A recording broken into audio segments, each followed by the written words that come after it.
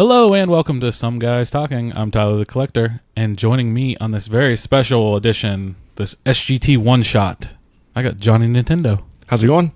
Good. Do you want to tell them what our one-shot's about today? Endgame. Avengers Endgame. Marvel, Disney, Avengers Endgame. The movie that's going to make all the money. Pretty much. Is it number one yet? It's in second. Yeah, I saw it was in second. I don't know if it passed up Avatar. At time of recording, it has made... I'm going to bring it up because that's important. Is it sad that I have it on my... You have like a window open dedicated to it on my phone so I can track it? Got it on speed dial. I know it passed Titanic a couple days ago. Yeah, worldwide gross is $2.3 billion. And what's Avatar at? Avatar's 2.7. It might catch it. I don't know, man. That's still a lot of money to make. Yeah, it's not even been out a month, though. It's true. Yeah, I wonder how long Avatar was on the run. I don't know. That kudos to Avatar when it's all said and done. A movie that didn't really have like the hype around it. The hype was the technology. Yeah. It was like the first of its kind, so it was like, oh man, did you go see this beautiful thing in 3D or IMAX? You didn't go for the story, you went for the beauty. Fun fact, I didn't even see it in theaters. Oh, you didn't? No. I saw it in IMAX and it was gorgeous. Yeah. If you count Infinity War and Endgame together... Which naturally you do. Yeah. That's like... That would be 4 point some billion. And if you count the whole, 22 movie arc? Oh, God. How about you just take the top 10 movies? Black Panther's number 10. Age of Ultron is number 9. Furious 7 is 8. Avengers, the original, is 7. Jurassic World is 6. Infinity War is 5. Force Awakens is 4. Titanic is 3. Endgame is 2. And Avatar is 1. That's crazy. Do you think a movie... Not like do you think we'll ever go back to the days of like a Titanic being able to be so box office? No, I think that again, James Cameron gets number 1 and 2 because of the technology. His production value, he's always like cutting edge, like first of the kind. Titanic when it came out, man, remember the graphics in that? Everyone was talking about how real it felt. It was an accomplishment for 1998, I think it was when it came out. Something like that. The story was fine. 97. It was like, oh my gosh, did you guys see that? It looks so real. They made this whole thing out of computers, and it's more of he's just a technical marvel when it comes to making movies. Yeah. He's kind of underrated. He never gets to be the first guy that gets brought up as, like, the best director. No one says James Cameron first. If Steven Spielberg or someone like that. I mean, he's in the discussion, obviously, but he's never the knee-jerk reaction first. I think Cameron's stories are just flat. And he just makes a movie every decade, and it makes a couple $1 billion, and he goes back. He's like Daniel Day-Lewis. He makes a movie every decade. Yeah. When he does, it's good, though. All right, well, we're not here to talk about James Cameron or Avatar or anything like that. We are here to talk about Avengers Endgame. On this episode, we are going to break down... It's not going to be scene by scene, but we're going to go through the movie, discuss it, and then at the end, if we have time, we're going to kind of give our final opinions on the main Avengers, the original 5. Is it 5? 6. Right. Hawkeye's an Avenger, right? Oh, yeah. Dude. All right. Let's just kick it off with, what was your initial reaction walking out of the theater? One of my favorite movies ever. Like, it's crazy because I'm so hyped for this movie. And the fact that there's very few things that exceed your hype in life, and I thought I was hyped more than anything ever in this movie, and it still exceeded for me. Yeah, it's just mind blowing to me. I feel the same. It's not so. I've had this discussion with several people. By the way, I've seen it at time of recording. I've seen it 4 times, which is ridiculous. I've seen it once. I'm a filthy casual. Once. I don't even. Are you even qualified to talk about the movie at this point? So. But in fun fact, I'm seeing it again today. So 5. With my mom for Mother's Day. That's a good Mother's Day gift. Yeah. I'll be honest. I wish my mother would just answer my phone calls once in a while. The movie holds up great. And I've noticed over repeated viewings, I'm noticing little the little stuff. But it's obviously, and it is going to be funny when it's all said and done. I've spent 15 hours watching this movie in theaters. That's kind of crazy. Yeah. Time well spent. Yeah, for sure. But my initial reaction, I was very shell-shocked leaving the theater. Oh, yeah, by the way, we should say massive spoilers if you haven't seen the movie. Oh, yeah. I thought you shouldn't even... No, did I say it? I don't know, but... That was implied when you said we're going to talk about every single scene. Yeah, like, use your head. If you're clicking on something called One Shot Marvel's Avengers Endgame, just use your head. Yep. But to say it's my favorite movie, I don't know if I could say that because it's almost my favorite experience that I've ever... I'll probably 100% agree with you on that. I would not say Avengers Endgame is my favorite movie, but I will say it's, one of the best things I've seen, like, experience-wise. It's weird, you're right. It's because, like, a movie to me is almost like it was almost like a series finale of a TV show that you've spent years watching. I don't know about you, but, like, TV show-wise, the serious stuff, like Walking Dead, Game of Thrones, not comedy stuff, not fluff, like Office, I would consider comedy. Like, I can rewatch Office over and over and over and over again. I'm not going to rewatch Game of Thrones over and over and over again.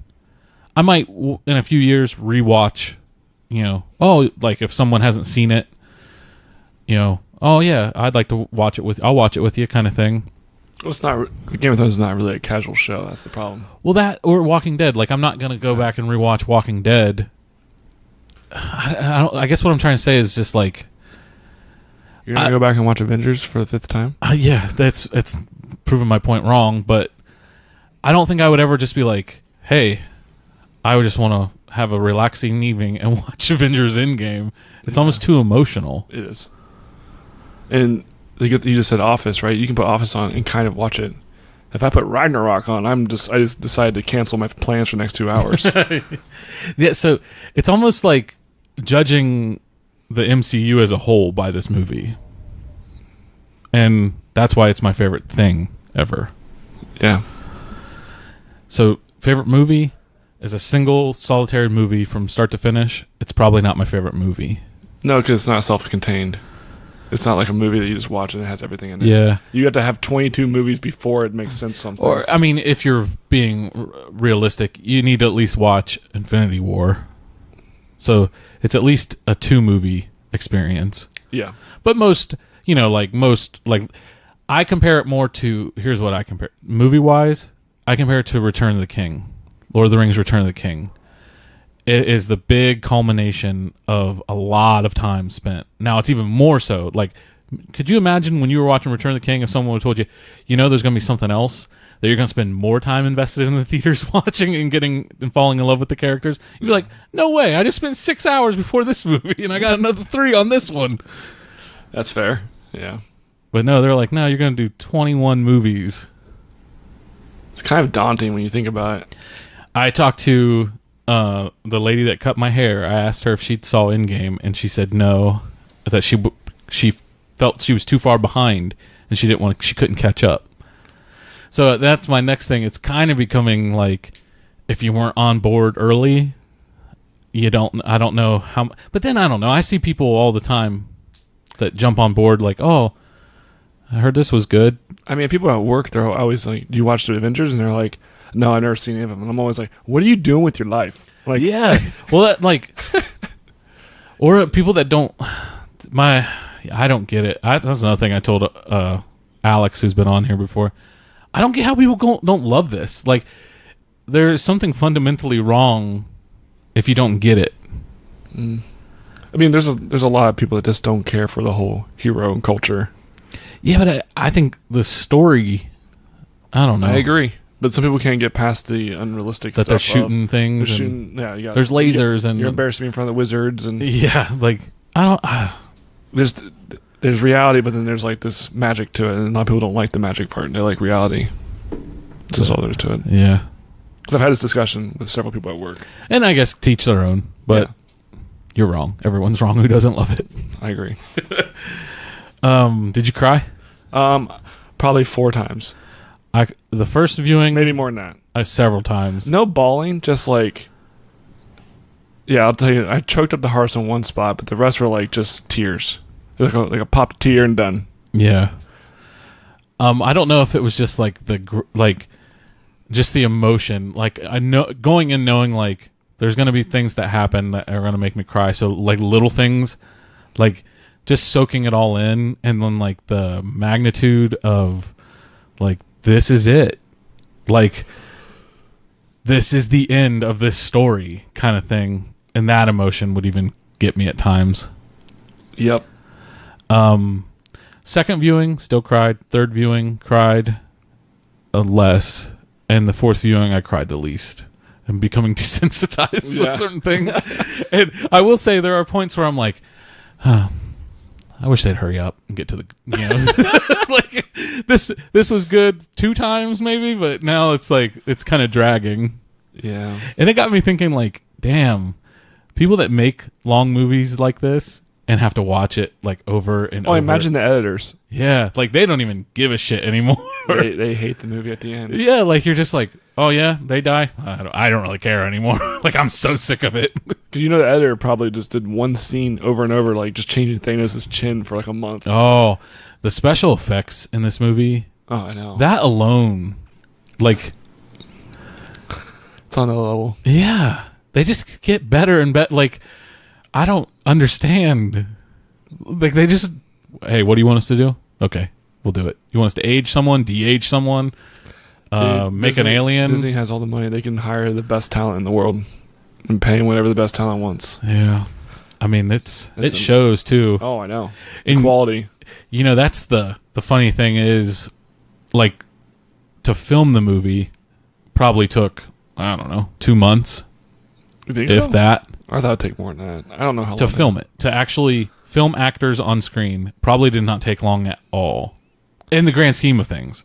Like, 2 months, maybe 3. But just to get it all, the rendering and the special effects put in, because it's all special effects. See, I always thought that too. Like, maybe it doesn't take that long to shoot the film, and then it takes a lot to edit and special effects. But then, not to jump ship, but Game of Thrones, I heard that one episode of Winterfell was 57 days of filming. Game of Thrones is it's probably different. I know, like, they probably use more practical stuff. Probably more real actors too. Mm-hmm. But, I mean, I'm going off of just set photos of Infinity War and Endgame. Okay. And it just looks like, hey, we're in this studio. There's green everywhere around, and there might be some rubble laying on the ground, and that's it. Like real stage stuff to jump on and run around on. Yeah. But it's like, whoa, there's nothing there.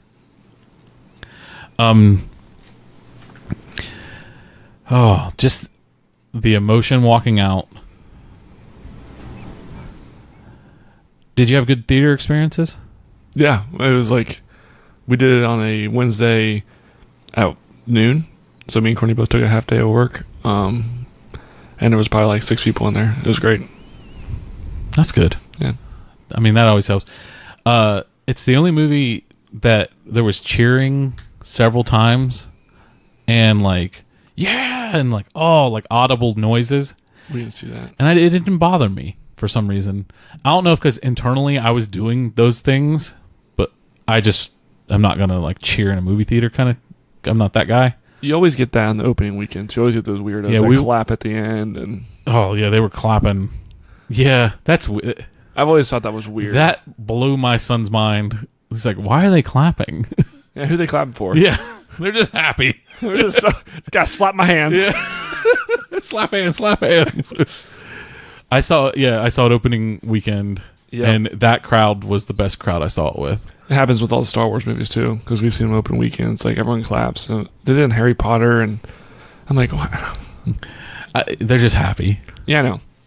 It's better than I had a lady fall asleep next to me during one of my viewings, snoring, and her husband that was next to her, he would wake her up, but he at the end was bawling, like shake, cry, audible, like crying. Oh wow! So that's not. I didn't do that. I didn't do that. So in the first one, I would get so choked up that my body would shake a little. Yep. And I'm thinking, either the people above me, if they can see me shaking, they think I'm laughing. Like, look at this sick fuck laughing at all this stuff. Or the guy next to me think I'm having a seizure because I'm holding back crying. Oh my god, that's so funny. Oh, you ready to dive into the movie? Yep, let's do it. All right. So it's a, what do they call it? A cold open. Well, there was no opening credits. The first thing you see is Hawkeye's bow and arrow. Me and Corny, it was crazy because right when it started, it was like trailer. I was like, oh yeah, that you see Gemini Man, that looked cool. And then it was like, oh, there's Hawkeye. Oh god, we're in the movie. Shit. Yeah. There was like no warning. No like just, warning. Bam. Movie. Yep. So that was interesting. Mm-hmm. Hawkeye and his family. Yeah. Which made me think, man, Scott Lang got like gypped big time on house arrest. He was confined to a little house, and Hawkeye gets to be on his whole farm. Yeah, I know. That's not fair. Yeah. That's not fair at all. Yeah, right when that scene started, though, it was like the first choke up. I was like, oh god. I mean, everyone knew it was coming. Mm-hmm. Everyone. So you're just like, oh, freaking Disney getting you with the beginning feels. Yeah, and they did it so good too. Like, she shoots the arrow, Nails the bullseye. He looks away to talk to his wife, looks back, and there's just the dust particles. Then he looks back at his wife and his sons, and they're just not there. He can't tell that they're a little farther off in the distance. But did you know that was the first time the word Hawkeye has been said? Was it really? Yeah. Huh. I was wondering that. I was like, because I was like, no one's actually, they just kept calling him Renner the whole time. Well, not Renner. They call him Barton. Barton. Gosh, I was thinking Jason Barton. A real fucking break. That's the fourth wall to Yeah. max. Hey, Jeremy. Sorry, Barton. They always have Barton. Yeah, Barton, and they don't call Black Widow. They call Natasha it or Nat Nash. or Nash. Kevin Nash. Big Sexy. No, it's Nat. Sorry. Or Romanoff or... yeah. Yeah. But that's real. Like, in real life, you wouldn't be like, hey, Hawkeye. Like they're not going to call each other that. Yeah, they don't call each other names. I mean, they call Captain America Captain. Or Cap. They call Tony. They don't call him Iron Man. Yeah. Only Ant-Man might call... Yeah. Thank you, Captain America. Oh. But yeah, what a way to start the movie. So what was interesting... I thought we could also talk about like fan theories real fast. It was interesting seeing the daughter. I was like, do you think that could be like playing to like the girl Hawkeye? Like I hope so. Training up to like the next generation of Hawkeyes. I know Disney Plus has talked about doing the Hawkeye show.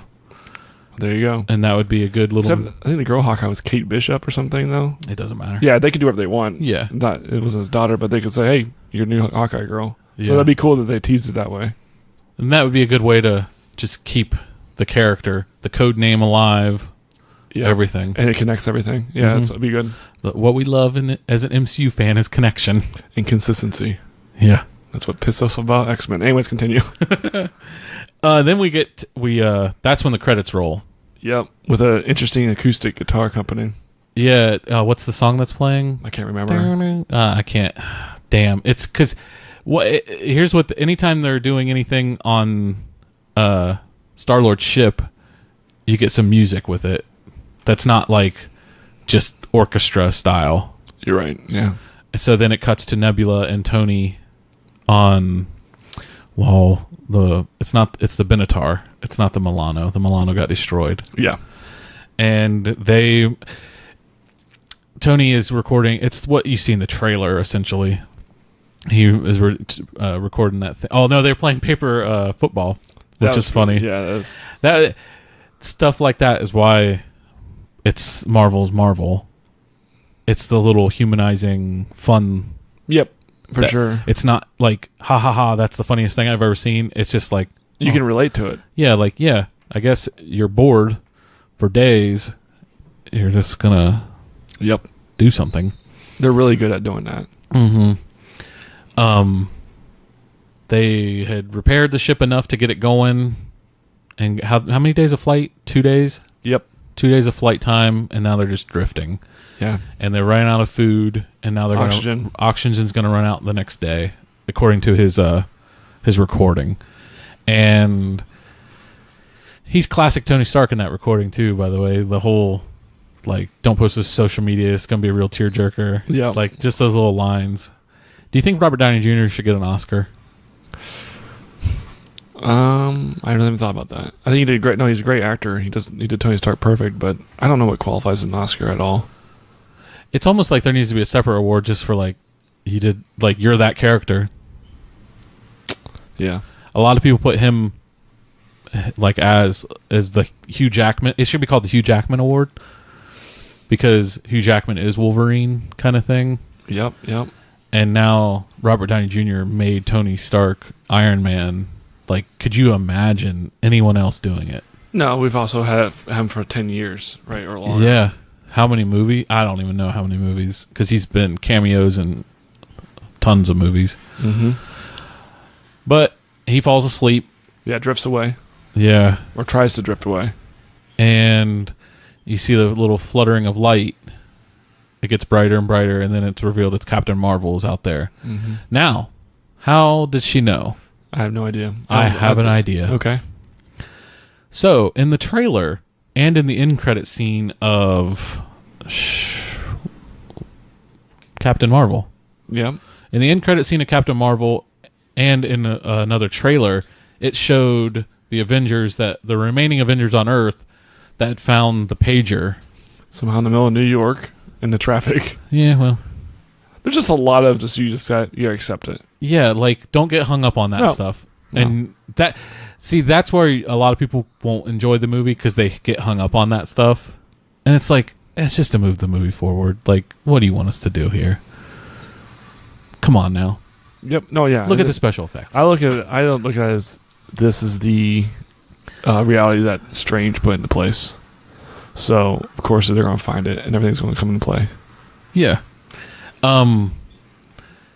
But in the trailer, it shows them activating it and Captain Marvel showing up. So, in theory, you can just connect the dots that Rocket would be like, hey, my group was going... Well, I haven't heard from them, and my group was heading out to Titan. You mind flying over there and seeing what's going on? That's where we saw... Rocket knew they were going to the Collector. That's all he knew. He didn't know about Titan. Didn't know about Titan? So that's the only thing that's weird is, like, how did they know that they were at Titan? I guess they could just put together. Or she's like, I'm going to fly to Titan real fast. She's just flying through space and was like, whoa. Or, or they're like, hey, Thanos is. She's like, okay, well, he lives on Titan, so I'm going to fly over there and kick his ass. And she happens to find a ship on the way over. Something like that. I mean, it's not a far stretch. There was a lot of stuff that was in trailers that was not in the movie. And they've been doing that more and more. Pisses me off. Like Black Widow, angry practice shooting, and it's just... Oh, there's other stuff that's escaping me, but it's like, oh, wow. They really throw you. Yeah. Captain America's shield, when he tightens it, how it's full. Yeah. And at the end, it's when it's already damaged. Oh, yeah, I didn't even notice that. Anyways. Oh, yeah, we're getting ahead. So, Captain Marvel finds Tony and Nebula and flies them back to Earth. Yeah. That's when we see Steve Rogers shaving off the beard. We're getting classic Captain America for the rest of the... You got malnourished Tony. Yeah, they did a really good job of subtly doing that, too. They didn't make him like... Do you think that was CG, or do you think he actually lose all that weight for that? CG. Okay. I don't think they would have him lose all that weight for what amount to 10 minutes of screen time. Fair. That's when it's revealed the Pepper Potts survived. Mm-hmm. The snap. That was a good feeling. Mm-hmm. So Tony ends up, kind of he didn't lose everything that he thought that he might. I mean, he lost Spider-Man, which we'll get to that he's tore up about, but that leads into why he... Oh, and then something that stuck with me. This is the first time Tony Stark and Captain America have spoke since Civil War. Yep. And that, that movie's consequences are still felt throughout this movie. Mm-hmm. Tony, they got him hooked up to an IV, and they're talking to him, trying to, it's kind of like a debriefing. Like, what do you know about him? Did he give off any hint on where he was going? Tony's being a real dick about everything. Well, he lost everything they lost. He's not used to losing. Right. And he thinks they wouldn't have lost if they let them put the shield up. Yeah. So he blames Captain America. Yep. Yeah, he's just pissed off, and he's also malnourished as hell, so he's probably grumpy, needs a sandwich. Yeah. Yeah. He ends up getting so pissed off that he passes out. I know. From exhaustion. Have you ever been so mad that you just blacked out? Yeah, he tries to get up and walk, and he takes off his chest, the nano suit, and hands it to Steve Rogers and says, if you find him, you put this on, you hide. Yep. I thought for a second, like, oh, that'd be cool, Captain America in the Iron Man suit. That would be cool. We don't get that spoiler. Yeah. So then they get a plan. Yeah, so that's when Nebula is like, hey, I know where he is. They also had tracked, because when he snapped, there was such a surge of energy that it created, like, essentially its own signature. Just like it did on Earth. Mm-hmm. And he snapped again on his planet. I don't remember the name. They called it the Garden. Yeah. Yep. It was the Garden. And he snaps again, and that was 2 days ago. So 22 days had went by, and 2 days, so 20 days in, that's when Thanos snapped. And, I mean, we find out that he destroyed the stones, but he snaps again. Seeing the Garden, though, it was like straight out of the comic book. That was straight. Like, it's almost shot for, like, some of the panels are the shot. Seeing his armor on the Scarecrow and him walking, like, oh, it's like, dude. Yeah. Right before that, before we get the reveal of the Garden, that's when they're all like, well, let's just go kill him. Like, Captain Marvel's like, what the fuck are we waiting for? I'll go kill him. Yep. And we haven't mentioned Thor. He's over there brooding in the corner. Because he didn't go for the head. Yeah, because he blames himself for everything that's happened. It is his fault to an extent, but it's also a lot of people's fault. Yeah. That's when they get on the ship. Rocket is piloting the ship now. That's his ship. Mm-hmm. He has the line, "Who hasn't been to space?" And then War Machine's reaction of like, "What the fuck? Well, how?" Like, I love how pissed off he is constantly. Yeah. Yeah. What's the actor's name? Don Cheadle. Cheadle does such a good job. Yeah. Terrence Howard, how you feel about not re-signing? I know, idiot. You could be so famous right now and making tons of money. Yeah, that's how I think about Ed Norton. Like, what the hell, man? I'm glad Ed Norton did it. I love Mark Ruffalo. I do too, but Norton would have done great. I think Mark Ruffalo's character. Well, we don't know any better right now. Well, that's the problem. He fits so good. They fly to the Garden. Captain Marvel goes down and scouts it, and she comes back and she's like, "There's no satellites, there's no armies, it's just him, naked." It's him, and that's when it cuts to him. They're so good at like subtly showing the gauntlet, but not showing the stones, so you don't know what's going on. He's picking some kind of alien fruit, and like you can tell he's worn and beaten because the way he walks. He's walking very gingerly. He's going up the steps very slowly, and he's cooking whatever he's cooking. Just very, I don't know. He's not moving like the Mad Titan Thanos you would assume he's moving. He's moving like an old man. But as he's cooking, he gets blasted. Can you imagine just eating your breakfast and getting blinded by that? Like, imagine right now, just Marvel shit blasting you right now. Dude, and he just kind of blocks it with the glove. I know. Like, he gets blasted, and then damn Hulk comes out of the floorboards. Yeah. Like a freaking Evil Dead zombie. Yeah. That was crazy. That's scary looking. I was like, what the hell? And they essentially just, like, subdue him, and then Thor pops in, cuts his arm off. I'm like, oh, shit. Is my thought immediately, like, this is taking a turn. Yeah. I can't, then obviously they go through the whole scene of banter. Yeah, him explaining that he used the stones to destroy the stones. You're a liar. Nebula says he doesn't ever lie. Yeah, Nebula says that. That was an actually nice little father-daughter thing right there, because he says, thank you, daughter. Thank you, yeah. Like, I like that a lot. And then, of course, out of nowhere. Well, I liked how... So, here's my thought process. When he says he reduced them to atoms, my first thought was, oh, Ant-Man, they're going to get small. They're going to find in the quantum realm the little floating... Like, there's still little pieces of them stones. Yeah. And I thought, well, there's our movie. It's going to be in the quantum realm the whole time. That's what I was hoping. And nope. Yep, just Thor just fucking roll the credits. Yeah, Thor cuts his fucking head off 20 minutes into the movie. That's like the most brutal thing I've seen MCU do. So it's funny you say that. I was watching Guardians of the Galaxy 2 last night, and when Yondu is killing everyone on the ship with the arrow, insane. I'm like, I can't believe they're killing all these people. And then they also threw people out into space and watched them just slowly die. And I thought, that's pretty hardcore too. Yeah. But yeah, seeing a man get his head cut off. The big villain too. Yeah. That was what's so interesting. Like, oh, big villain thing, it's going to be a big fight, and then, just Stormbreaker to the face. Well, so many things were racing through my head when they cut his arm off and the stones weren't there. I thought, are they going to have to, like, is he going to help somehow? Because in the comic, he ends up losing the gauntlet and then helping them regain the gauntlet. Mm-hmm. Because he's kind of back on. It's almost like he's the lesser of two evils. Yes. In the comic. When the comic, he always beats himself because for some reason he always self-destructs or right. He makes the mistake. He has a moral, or he gets like morals or something, and he beats himself. And this it wasn't. He was actually like, "No, I'm gonna snap, and I'm gonna die like a villain." I was like, "That's the only thing that's different, really." Yeah, is that he didn't lose to his own hand. Right. He was inevitable. Mm-hmm. He says that a million times, or it feels like a million times after you've seen the movie a couple times. That's true. And the stones, just use the stones to destroy the stones. That, he says, it just sticks with me because it's also something that gets replayed in Nebula's thing. Well, so they killed Thanos and fades. Thor, they're like, "What'd you do?" And Thor is like, "Oh yeah, I went for the head." Yeah, that was awesome.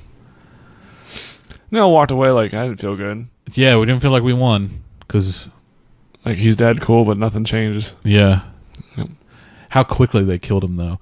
I know he's not at full strength at all. No, but I'm close. Yeah, but just seeing, like, it was nothing. Just cutting through butter. Yeah, it really was.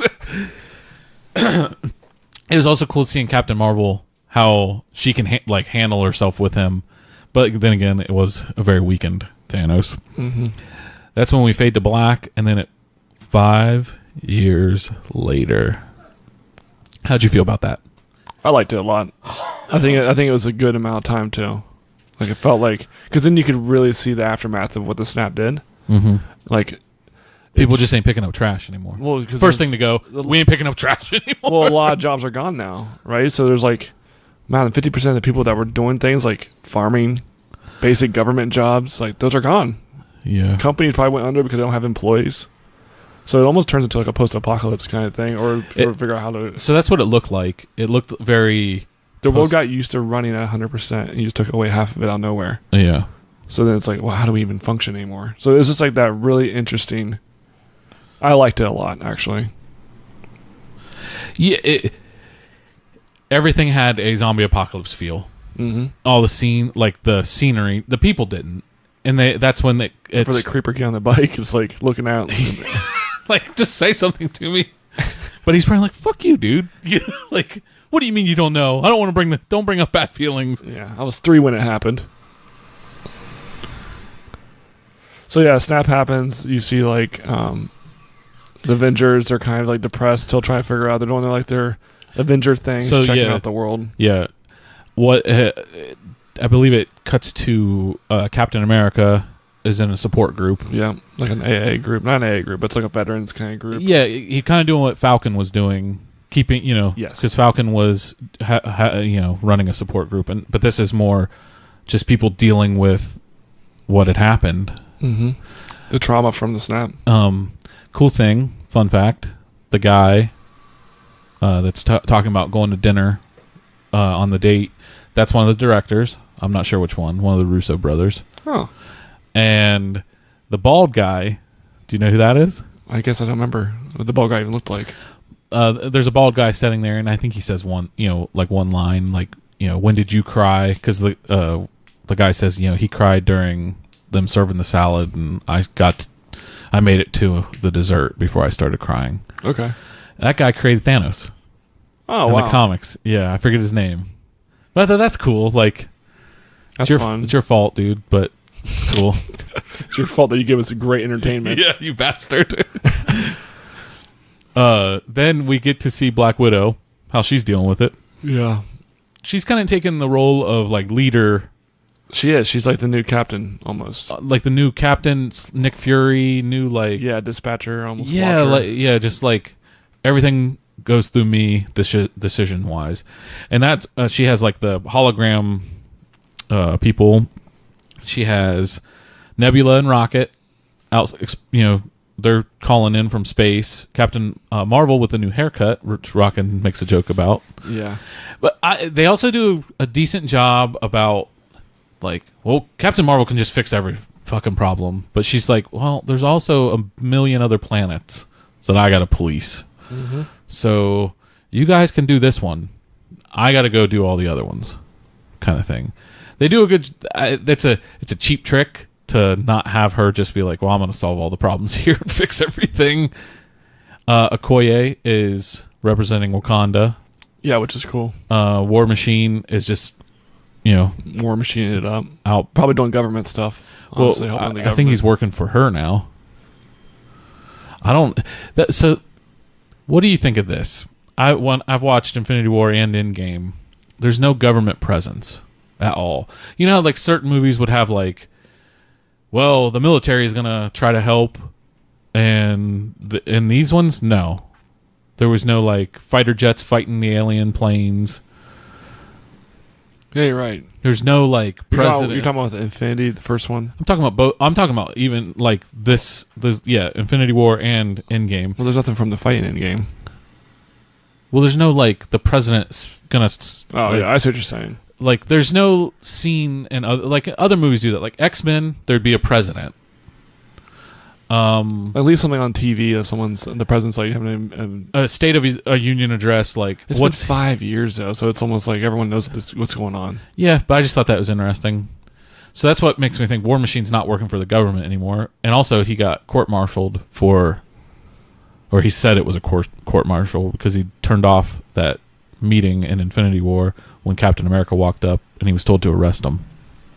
Can you imagine just living in the MCU? Like, so this is reality, right? Okay. And I don't know, probably 10 years ago, we didn't know there were aliens. And then suddenly we have this thing that takes out half of our planet, and then we have to accept it's because these 6 magical stones from a big purple dude came down and did it. Like, that'd be so much to take in as a human being. And everyone's just got to accept it. If you're going, like, if it was real, I don't know if the world could handle it. Do you think it would destroy religions? Yes, I do. I don't think it would I don't know if it destroyed like there's a deity because there's people still think there's someone like God created the Infinity Stones. Then would just be what it would be said. Yeah, but it would. I don't know. Like, it would be weird. Yeah, sorry to get off topic. I'm always like you broke my brain. I'm always thinking these philosophical things or these situations where I was like, what if this was real? Yeah. How would we handle it? I thought so. That's where your brain goes. I thought when you said imagine living, I thought you were going to say in the Avengers compound for free, like Black Widow does.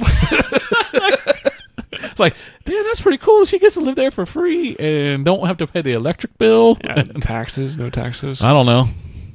I assume Stark just put a down pay, like he prepaid the electric bill for 10 years or something. I don't know how that works. Yeah, how they don't have jobs. Arc reactor. Oh yeah, fair. So you know Captain America's not working at like a job like 9 to 5. Yeah, he's not like, I would love to help, but I gotta work. I gotta go to the factory. And I also thought it was ridiculous that he doesn't have a washer and dryer where he lives. It's reckless. Come on, Cap. This ain't the 1940s anymore. You can have one in your home. Oh man. Then that's when you get a little of the emotion that everything feels hopeless.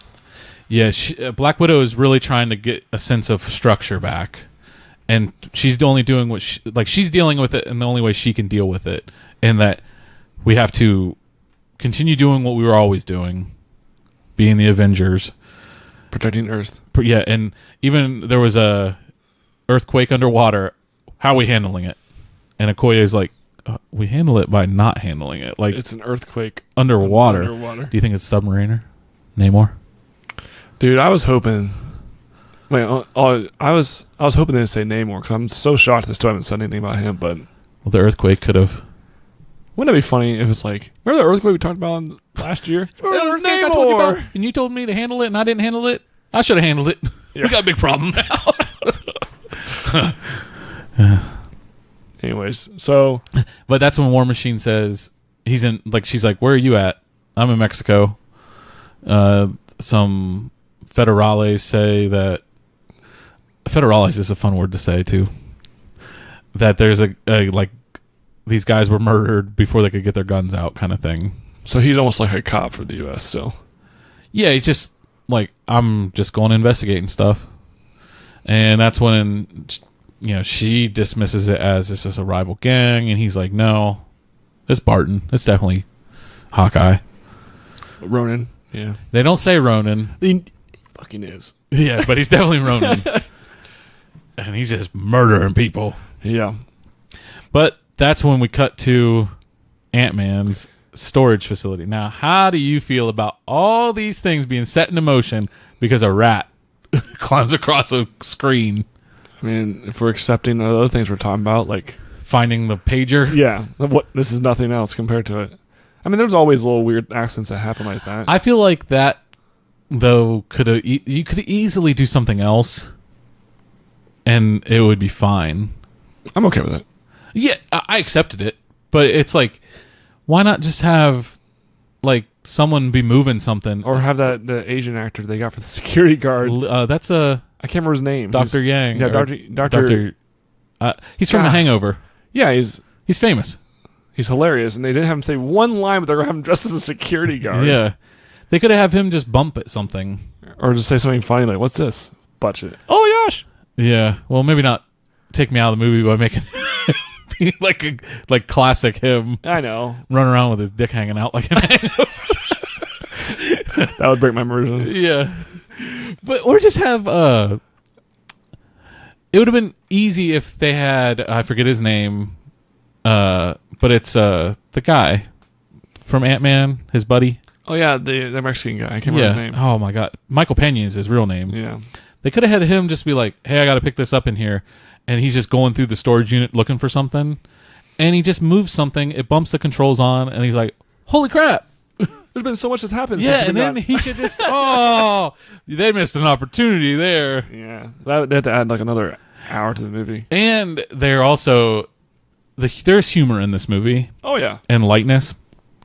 But it's the least amount of humor and lightness out of all the movies. I don't also know if, because the weight of the heaviness is so heavy that it's hard to get it back balance of like light and, you know, fun. But this movie spends a lot of time being sad. It has its funny moments. I think the sad moments outweigh the funny moments. Yeah. Because there are times where you laugh pretty hard in it. Yeah, there are legit funny moments, but there's also just like, this is so sad. Oh, yeah. So Ant-Man busts out of the quantum realm because that rat turns the machine on. And he's confused as hell. Yeah, he's like, where the hell am I? I was on a rooftop, and now I'm in a closet. Yeah, I'm in a storage unit. And his suit's, you know, not sparking. It's not on fire, but it's sparking. So, you know, he's just like, what is going on? He gets the attention of the security guard. The security guard lets him out. He's walking. He's super confused because he's walking down a street. And like I said, there's trash everywhere. And that's when the little kid rides up on the bike and he's like, hey, what happened here? And the kid just stares him down. Mugged him. Yeah, and just keeps on riding. He goes to his old house. Or no, that's when he goes, there's a memorial. That's right. We're in San Francisco. That's right. And he sees the memorial and he's reading names and he's looking for his daughter's name. And he finds his name. And that freaks him out. Yeah. So then he runs to his daughter's, I assume it's his ex-wife's house. So here's what I thought was going to happen. I thought when you see the woman walking, at first I thought when he walked up to the house, the first thing I thought was the stepdad's going to answer and the daughter's going to be dead and the mom's going to be dead. Yeah. And they were going to have a moment like... I'm glad they gave us his daughter. That was a nice little light in the darkness. Yes. I was like, oh, finally we got some good news. And the way they revealed her too was good because she stands so far back that you think, is it the mom? And then she walks forward and it's the daughter. So she's aged 5 years. So she was 8 or 10 and now she's in her teens. And that's when they also have the sad. I was crying during that moment when he, hugging his daughter, but then classic Paul Rudd, you're so big, that little oh, you can smile and laugh, everything's gonna be okay. I'm just watching a movie. This isn't real. This isn't real. So you have to tell yourself the whole time. Oh. So then he goes to the Avengers complex. Yeah, so that's when it jumps ahead. No, well, it's implied that some time has passed, some more time, because Captain America's there checking on Black Widow. Yep. And because she's upset over everything, but Barton. Mainly Barton. We're kind of jumping around because this is the end when all the screens go away. Captain America walks up. Okay. So when War Machine says it's definitely Barton, and he turns his screen off, because Black Widow says, "Can you just follow him? Can you find him? I want to see where he's going next." And he's like, "Okay, I guess." And that's when Captain America walks up and says, "Hey, I'm here to do some laundry, but I'm also here to see a friend." And they have a little moment, like he's telling everyone else to move on, but they don't, and maybe they shouldn't. And that's when the security feed comes in that Ant-Man's at the front door, and that's from the trailer when he's like, "Is this live or is this a recording?" And that's when they let him in, and so many questions. That's when they figure out the whole plan, because we found out he was there for 5 hours. It was only 5 hours to him, but it was 5 years real time because of how quantum physics works. It's random and unstable and magic. Not so much unstable, because obviously it's unpredictable. I mean, it's predictable enough for Tony to figure out an algorithm. No, but it was unpredictable to, like, you could go in, you could go out. Like, he couldn't randomly do that again. No, you're right. You had to have the GPS thing that Tony Stark invents. Yeah. So that's when they're like, well, we got to get Tony Stark on board. Because the plan is he was there for 5 hours, so Quantum Realm handles time differently, that they could possibly go in and bounce out a different time. Yeah, you can go into the time. And they come out a different snapshot at a different time. Yeah. But they don't know how to do that, so they need a big brain. Yeah, they have the idea of it, but they don't know how to do it. They have no idea how to do it. So they go visit. This is the first we've seen Tony Stark after the 5 years. And he has a daughter. Oh, so nice. Yes. And not only that, she's wearing a helmet, and you're like, "Oh, cool, Iron Man helmet." And then he makes the comment of, "Where'd you get that? That's for your mom." Yeah. And I looked right when he did that, I looked at Courtney. I was like, "Courtney, I think they think it's that rescue." Yeah. She's like, "Who's rescue?" I'm like, "Shut up." She's like, "Yell at her, are you talking?" Yeah. But then I didn't think like, but then I didn't think like they were actually going to introduce a new character to the last movie. I was like, "Oh, it's just a nice little cameo." Yeah, that's well, cool. She's wore the suit in Iron Man 3. Did she really? Because I couldn't remember. Yeah. Okay. So she has minimal experience in the suit, and maybe in 5 years they've 5 years she's been trained like crazy. Or they just like, "Hey, you want to put the suit on and do the yard work in the suit? It's a lot easier." Hell yeah, it would be. But he's like living a quiet life, is on a lake, middle of nowhere, just growing his own food, kind of thing. Is what they kind of talk like she's reading on compost, kind of thing. Yep. But the Captain America, Black Widow, and Ant-Man show up, and that's when they pitch to Tony the time heist. Yeah. And he shits all over. Because Ant-Man uses Back to the Future references. He shits all over every movie I love about time travel, about how it can't work, it's impossible. I like the time travel aspect of MCU more than the Back to the Future one, because that's the one I actually get behind.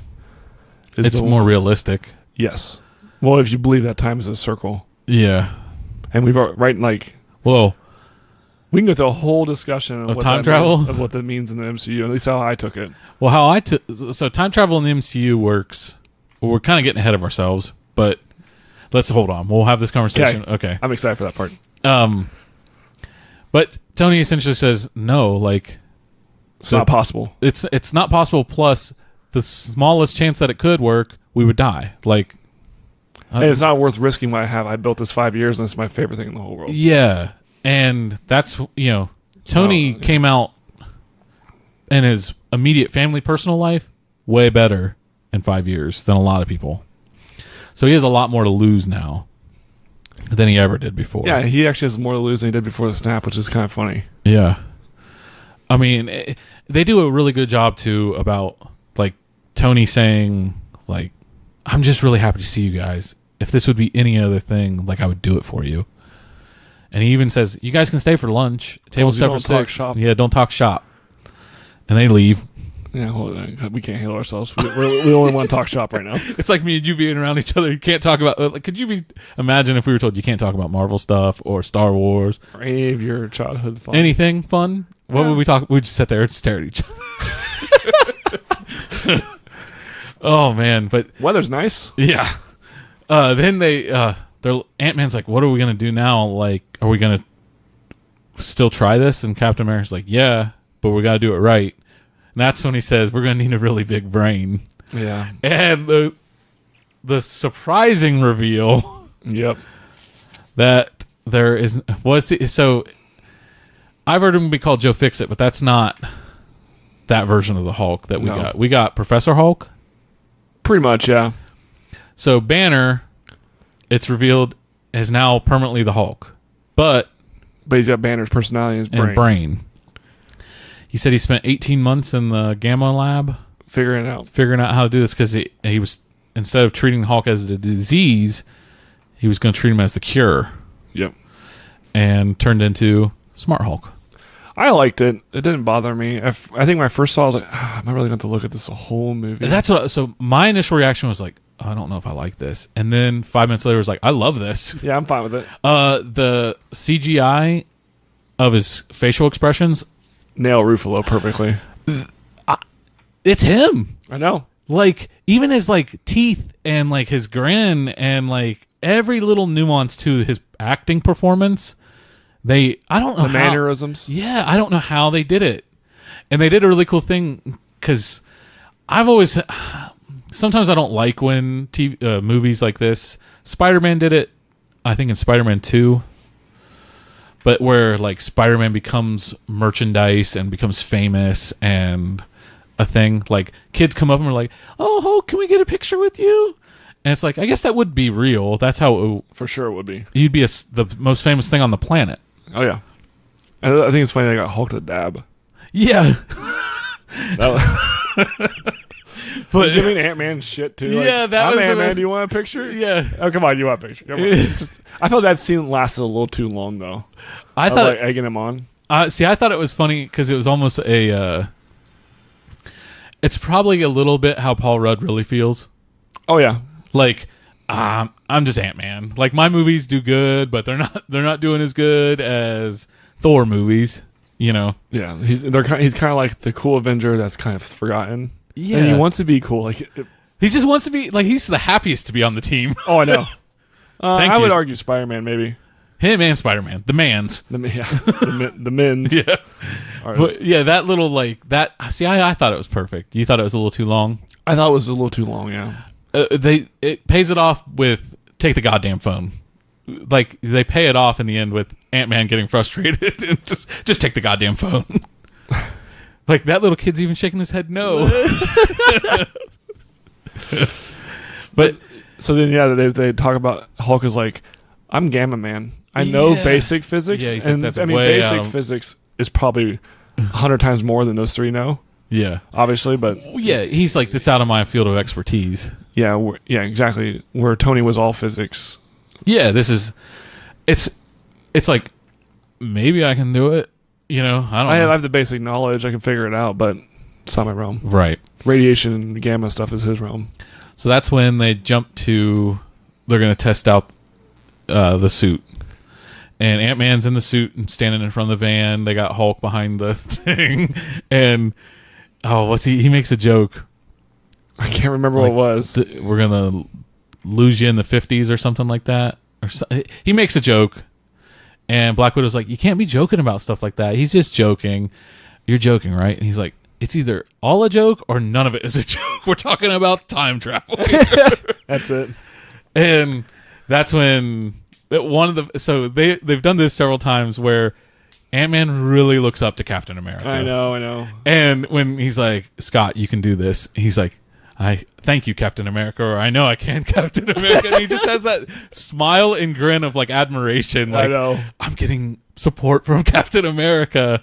It's like from Civil War when he was asked to fight for him. Yeah. He's like, yes, sir. Yeah. And that's when it goes haywire, and he comes back as old, comes back as teenager, comes back as baby. And they finally get him back normal. And they feel like defeated, and then Tony shows up. And he like calls it like, did he turn into a baby? Did he turn into an old person? Who's like, I hate that you already know that. He's like, yeah, you're doing this wrong and whatever. Yeah, so then it cut to a scene where Tony, after they had left, Tony is just being Tony. And he can't let it go. Like, it's pure Tony Stark. It's in, like, it's just, there's a problem. I'm going to fix it. Like, and not only that, he likes to say, hey, I got this. You're not smart enough. Like, yeah, it's just it's like Tony Stark's character, pure Tony Stark. Well, he's there, and he's this is where they could throw in any buzzword science-y, and I would just be like, yep, makes sense. Yeah. Checks out. Yeah. Well, he figured, he has the computer figuring out. I like how they even threw in the line like, this is so complex for the computer that's going to take a minute for the computer to render it. Like he has the best computer in the world, and it's even going to take like we skipped the whole scene too where he actually figure it out and he couldn't believe it. Oh god, yeah. When he's like, shit. Yeah, like, and his daughter goes, shit. Yeah. And he bribes her. Yeah, and he's like, him. You can't say that. And then shit. And he's like, no, you can't say that. Like, that's mom's word. And what are you doing up? And then I don't know if she says, what are you doing up? He's like, I'm working on some important shit. And he's like, yeah, you can have some popsicle. Yeah, because he bribed him. So that leads to the one of an emotional tie. He's tucking her in, and she says, I love you 3,000. Yep. And he's just like awestruck by that. And then he goes down and kind of rubs it in Pepper's face. So, like, she loves me 3,000. You were in somewhere in the 600 to 900 range. That is classic. Also, Robert Downey Jr., like, just his like little nuanced performance of, if you watch, like the popsicle stick, like how he can just use something little like that to add to make it more authentic. Yep. And that's when he just kind of subtly drops, well, I figured it out. Not knowing anything, though, I can throw it away. Yeah. And then she was like, yeah, because you're going to do that, pretty much. She's like, you won't do that. Yeah, you couldn't rest if you did it. And that, I didn't know how she was going to react to that. I didn't know if she was going to be like, I don't want you to do that. 10 years. She knows that he's going to do it anyways. Yeah. So why? She's like, she knows who he married. She's married. So. She's not trying to change him. No. She loves him for him. That's why Pepper's the best. Yeah. And she's like, a lot of people it didn't work out for everyone. It worked out for us, kind of, but it didn't work out for everyone else. You could help them. Oh, and he's like... So, yeah, now we're fast forward. Now it's where he pulls up in the car. I have this sweet watch that lets you teleport. Yeah, time GPS or whatever he calls it. Yep. And... to test the time heist. That's also when Captain America and Tony Stark kind of have, like, like he says... makeup kind of thing. Oh, yeah, well, he says something like... like when you're holding a grudge, I forget the term he uses, but he says it's corrosive and he hates it. He hates the feeling. Yeah. So they kind of make up, and that's when he gives him back the shield, and Cap's like, no, no, I don't know about this, and he's like, yeah, my dad made it for you. And take it because I make one for everyone. Yeah. He's like, no, keep this on the down low because I didn't bring one for everyone. And he's like, we are getting everyone back together. And so this is one of my favorite things a movie can do. A montage of getting the team back together. Yeah. I'm going to check my notes so we don't skip anything. I haven't looked down at them for a while. I would say, I don't know if you looked on period. So next one's probably... Oh, we didn't say this. Tony was... the thing that sparked Tony to figure it out was Spider-Man. He was doing dishes, and the hose got away from him, and it sprayed on a picture, and he grabs a picture and wipes it off, and it's a picture of Peter Parker and Tony. Yeah. And that... So, Ant-Man is motivated to get... what's her name back? Captain America's motivated because he's just motivated to get everyone back. Yeah. Same with Black Widow. Tony is now motivated to get Peter Parker back because he lost the kid. You feel like he betrayed. Yeah, exactly. He brought him into this world and he lost him because of Tony. Yeah. So that's also, what pushed him to work on it. Then we get another funny moment. Ant-Man is getting his taco. He's putting his taco together, and then the ship lands, blows it all away, and that's when Hulk walks by and gives another taco. You get a little friendly Hulk, friendly Hulk taco. Yeah. Hulk and Rocket go on a trip. Oh, so the ship comes down because Rocket and it comes over. With Nebula. They summoned the whole team. They're getting the whole team back. Nebula walks by and is like, Rhodey, warning, there's an idiot in the landing zone. And that's when War Machine lands and Ant-Man freaks out, like it startles him. And he's like, what's up, regular sized man? A lot of the funniness is Scott Lang and War Machine, to be honest with you. Like, War Machine with his dry humor, like with the regular sized man line and just stuff like that. He's very cynical. Mm-hmm. And the team kind of splits to go get the rest of the members. So we got Black Widow going to Japan to get Ronin. Love that scene. And that's when you get a little bit of Ronin doing Ronin work. Against that Asian actor that's in every Asian movie ever. Yeah. And he's so good, too. Yeah. I remember I was like, oh my gosh, it's the guy from Everything We Love. I can't remember his actor's name, but he's in everything. And that scene was awesome. Like Yakuza style. Mm-hmm. And essentially he's just killing anyone bad because they survived and he's pissed. Yep. Because he said they don't deserve to live. Yeah, they should not be around. They got Thanos, you get me. Yep. That's how he describes it. And then I was shocked that Black Widow's there because he stabs the guy and Black Widow's just like standing behind him essentially. She's an assassin at one time too. Yeah, she's probably okay with it. Gotta let him deal with it. Get his rage out. It's best to let him finish. Don't like a dog humping your leg. Yeah. Once he lays into you, just let him finish. Yep.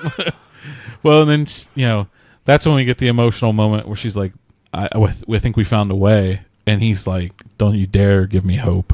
Yep. And she's just, "I wish I could have gave it to you sooner." So you could tell him losing his family has affected her so much because they are brother and sister. In the earlier movies, you thought maybe more of a romantic thing between them, like in way earlier, phase 1. But now it's more, it's been fleshed out that they just are brother and sister. They have that love for each other. There's still a lot of people that want the Barton off ship, though. Really? Oh, yeah. I don't. I like his family. Yeah. And she's kind of a whore. I guess. Because she's flirted with everybody. Yeah, well. I guess if you flirt with everybody, you're a whore. She's... and also for a long time, she's like, fuck you, I was the only woman for a long time. Yeah, she killed the competition out. Well, not even that. She was just like, they didn't even bring in other women superheroes for a while. That's true. So it was just her. Hawkeye joins the team, and that's Rocket and Hulk go to New Asgard. And that's where we find out Valkyrie's still alive. Well, yes, you're right, yes. That's where we find... Which was exciting. Yeah, it was cool to see her and Hulk and her interaction. She's like, I don't know if I liked you. I think I liked you either other way, other than this way. I either want you being Hulk or Bruce Banner. Yep. It's revealed.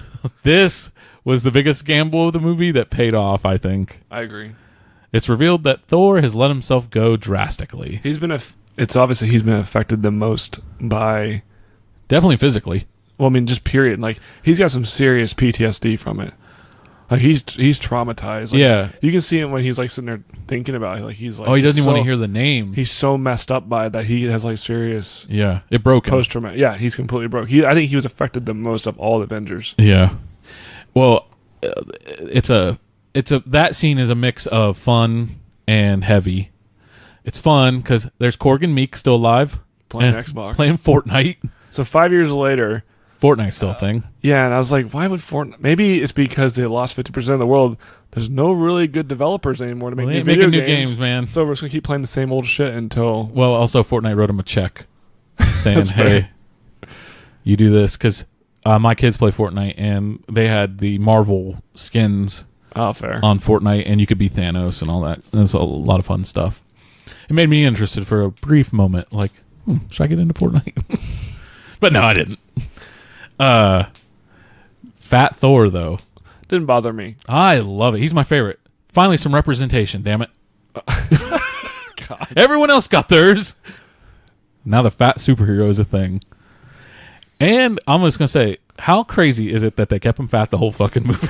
I know. He could just magically transform himself. I thought... Or had a Thor montage. For sure, there was going to be some kind of, like, montage or... Like, lightning was going to strike him, and he was just going to be back to being cut. Same. I thought he was just nope. He owned his new look. Scarred self, because we find out why later. Yeah. Well, it's also cool that this is another thing they did really well in all the marketing. It's short hair Thor with a beard, the clean cut, the eye, thin, yep. Like all the posters, everything.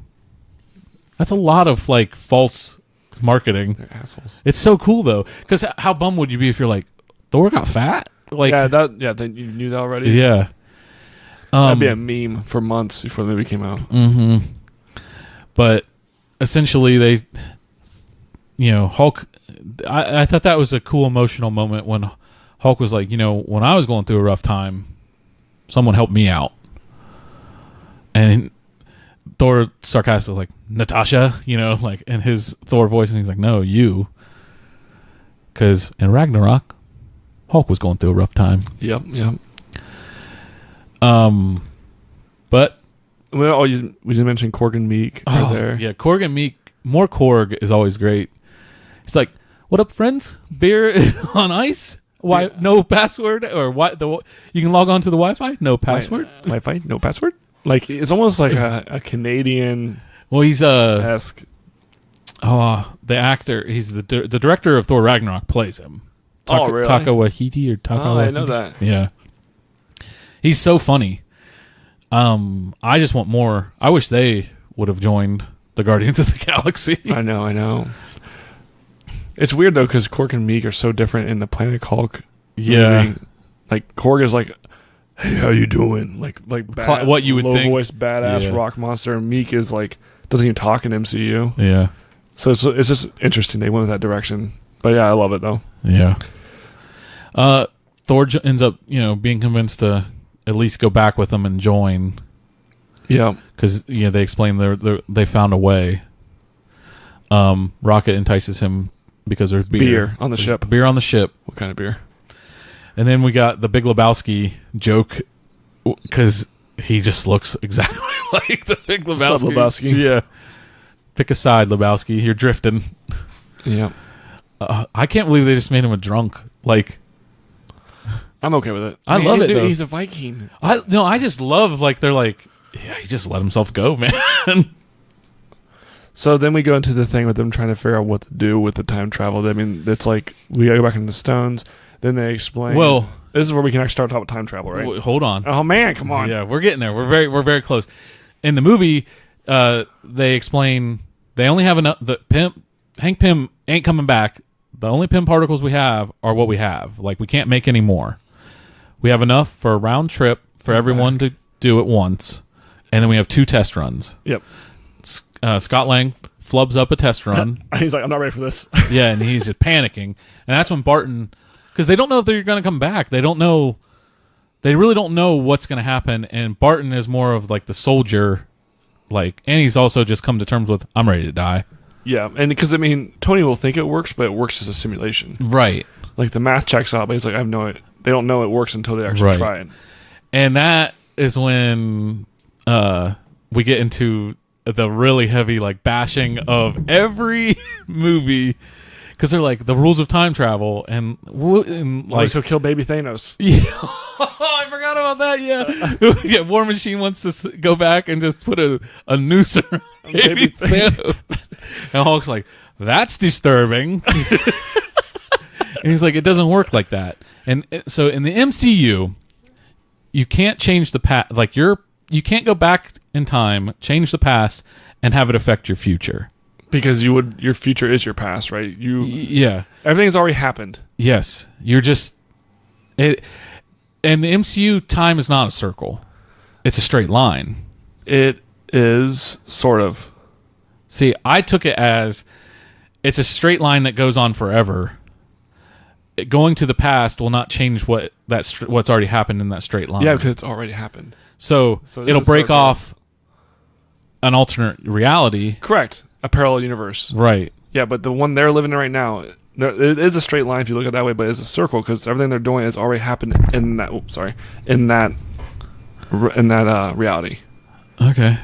They didn't really go into like. They don't actually talk about the details because they didn't. They want to keep it a little vague. Exactly. They explain Feige and whoever the directors are.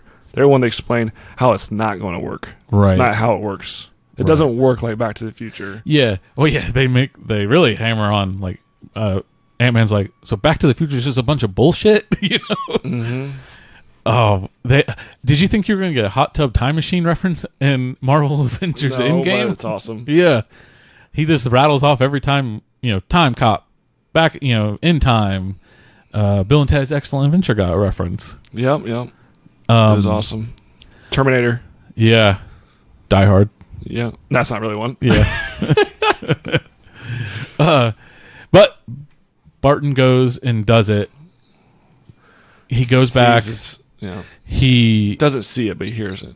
He hears he goes to his house, his homestead, and walks onto the porch, picks up the baseball glove that was moved, so he knows he's not, he knows something's different.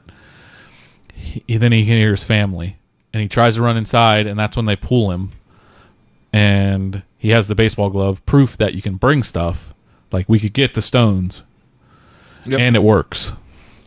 Yes. So now... So he actually created another reality by doing that. Yeah. Not the current reality he's in. That's what's interesting. They explain it too later on with the strange part, but... So whenever you change something in the past like that, you don't affect your reality. You affect that reality. So you actually make a branch. He moved that glove, create a whole other branch of reality that's completely different than what we're in right now. Right. So that's why if you go back and change the past, it doesn't change your current future because you're in your own streamline. That's how they explained it. Yeah. It's confusing. I don't think it's that confusing if you think about it, like I just said. Like... The butterfly effect doesn't affect your current timeline. It affects a different timeline. That's why we have the multiverse. So we went back in time. I punch you in the face, right? When we're 5 years old. That changes our friendship. I come back in the future. We're still the same friends, but another universe has because I created that. It's like there's a universe where me and you hate each other because I punched you in the face. Yeah. But I go back to our timeline. It's like nothing happened because I didn't change that. Right. That's what I'm saying. I see what you're saying. Okay, but it'll make more sense too as we talk more about the.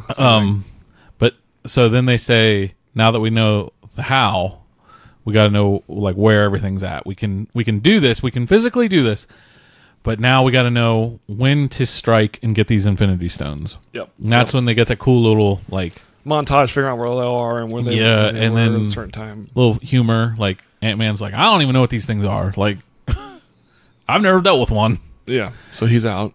Yeah. Thor explains this red jelly. Yeah, it's like it's a red angry sludge. It's not really a stone. It's an angry sludge. Stop saying that. And he looks at Captain America and he's just like, "What the fuck? This guy's like hungover, still probably drunk." No, I would say he's actually drunk at the time. Yeah.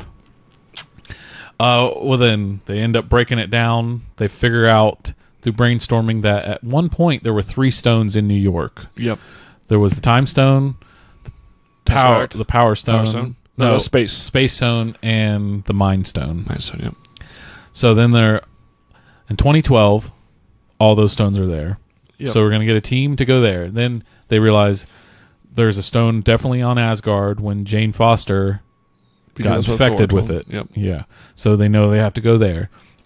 And then they know one stone's definitely on Vormir at all times, essentially. Because Nebula tells us that. Yeah.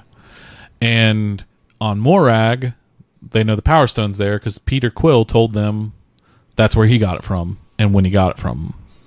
So that they break off into 3 teams. Teams are, do you remember them? Yeah. We got War Machine and Nebula. Morag. Are going to Morag. Black Widow and Hawkeye are going to Vormir for the Soul Stone.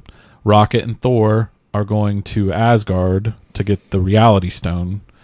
And then Ant-Man, Hulk, Cap, and Iron Man are all going to New York to get the Time Stone. Hulk's going to get Time Stone.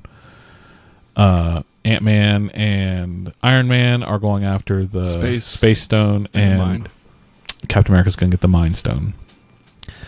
That was probably the fun. That was my favorite part of the whole movie, man. I'm obsessed with time travel, but to see that. So it was almost. So this is in like a movie experience thing. It's like, hey, by the way, we're going to go back and hit some of our old points. Materials. Like some of the scenes were the same, and they went back to essentially Avengers, the original thing that started this. So we have the. Oh, what are they called? The Shikare? What are you talking about? I'm sorry. The bad guys, the aliens attacking New York. I can't remember what they're ever called. I really can't. Well, the aliens are attacking New York. Yep. It's Avengers 1. And you got the team time travel there, and they see Hulk busting, going crazy. And then it's a current Hulk is embarrassed for. He's a little matured out now. Yeah. And then we have. Well, let's stick with them. We're going to break. This is where we're not going to go movie chronological because it kind of bounces around between these 3. We're going to stick with that crew right now. So that crew breaks off.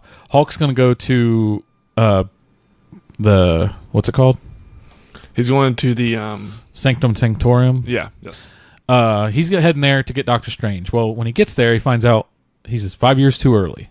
Doctor Strange is performing surgery somewhere. He's talking to the Ancient One, which is like, oh hell yeah, the Ancient One's back. They brought her back. Like that is what made this even better. Was like, the old actors. Yeah, everybody comes back, even if it's just a slight little appearance. Oh yeah, I know. Like, holy shit, everybody. And she's like, well, I'm not giving you the stone. He's like, I'm not asking. And he goes, steps up on her, and she does that spirit blast. Yeah. And that's when Bruce Banner gets knocked from Hulk's body. Yep. And then we got Ruffalo back just a little bit. Yeah. Which he's wearing clothes, which is interesting. So Strange wore clothes when he got knocked out too. Yeah, it's weird. I guess I'm not going to because Strange was wearing the projection. Strange was wearing the clothes that he was currently wearing, but when you're turned into Hulk, the clothes fell off. Right? I'm just kidding. Like, why would they make him naked? Am I really arguing that I wanted Mark Ruffalo to be a spirit ghost naked? Are. That really broke the. Yeah, that took me out of it. Yeah, that.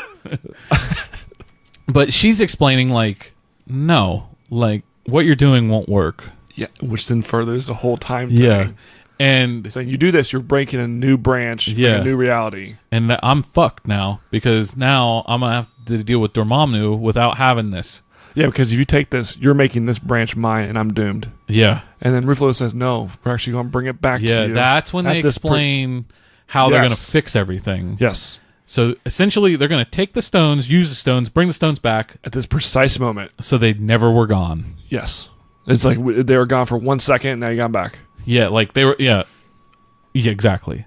Like no one noticed that they were gone, kind of thing. And they're arguing back and forth though, because she is essentially, her lot in life is to protect this stone at all costs. And he's like, well, why did Doctor Strange give it to Thanos?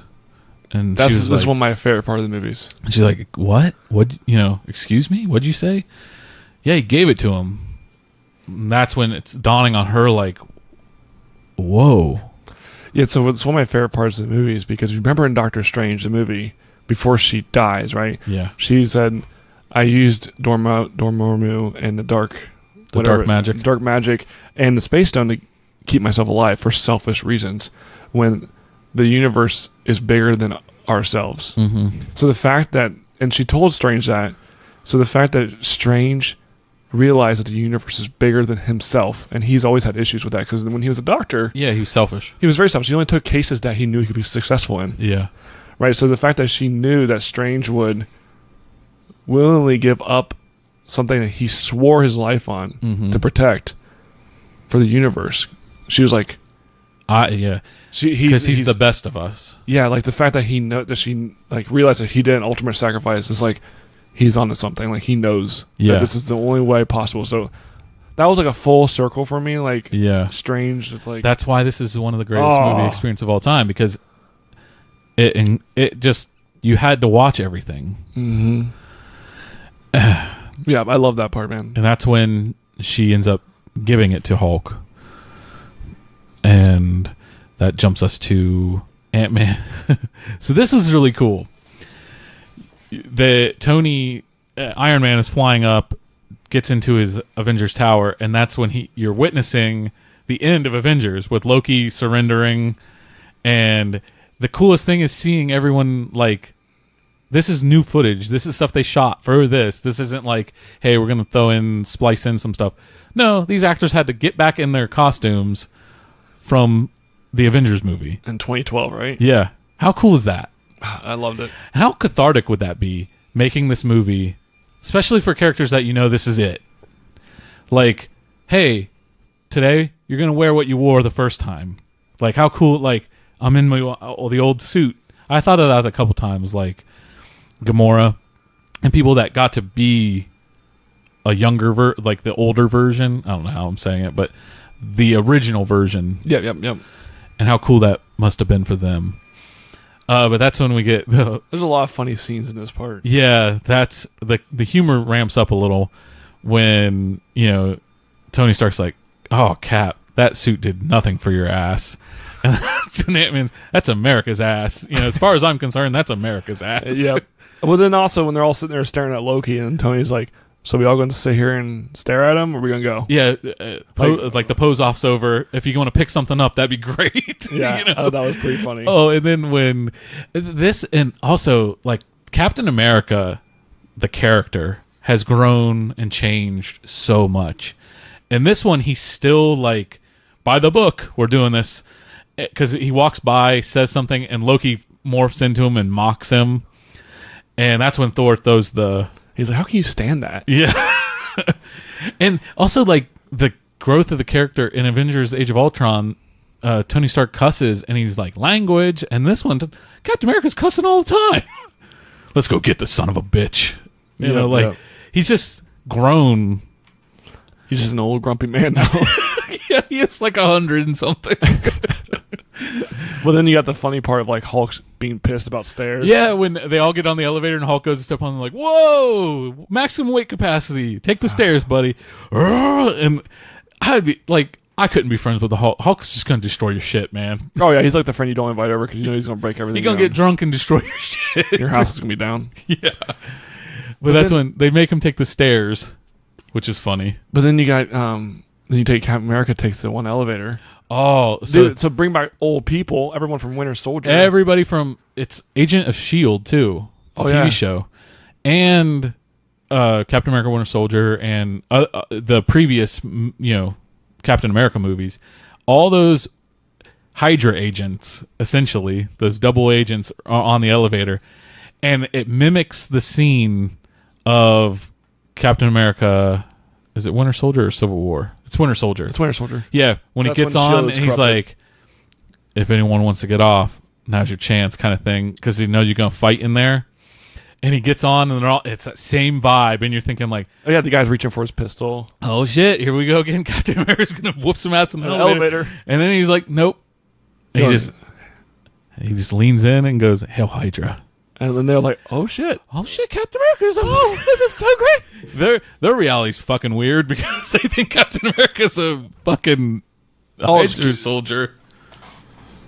What the fuck? Yeah, that's why I think your theory might be broken. Hold up. Yeah, I just broke Jonathan. Yeah, they think he would be.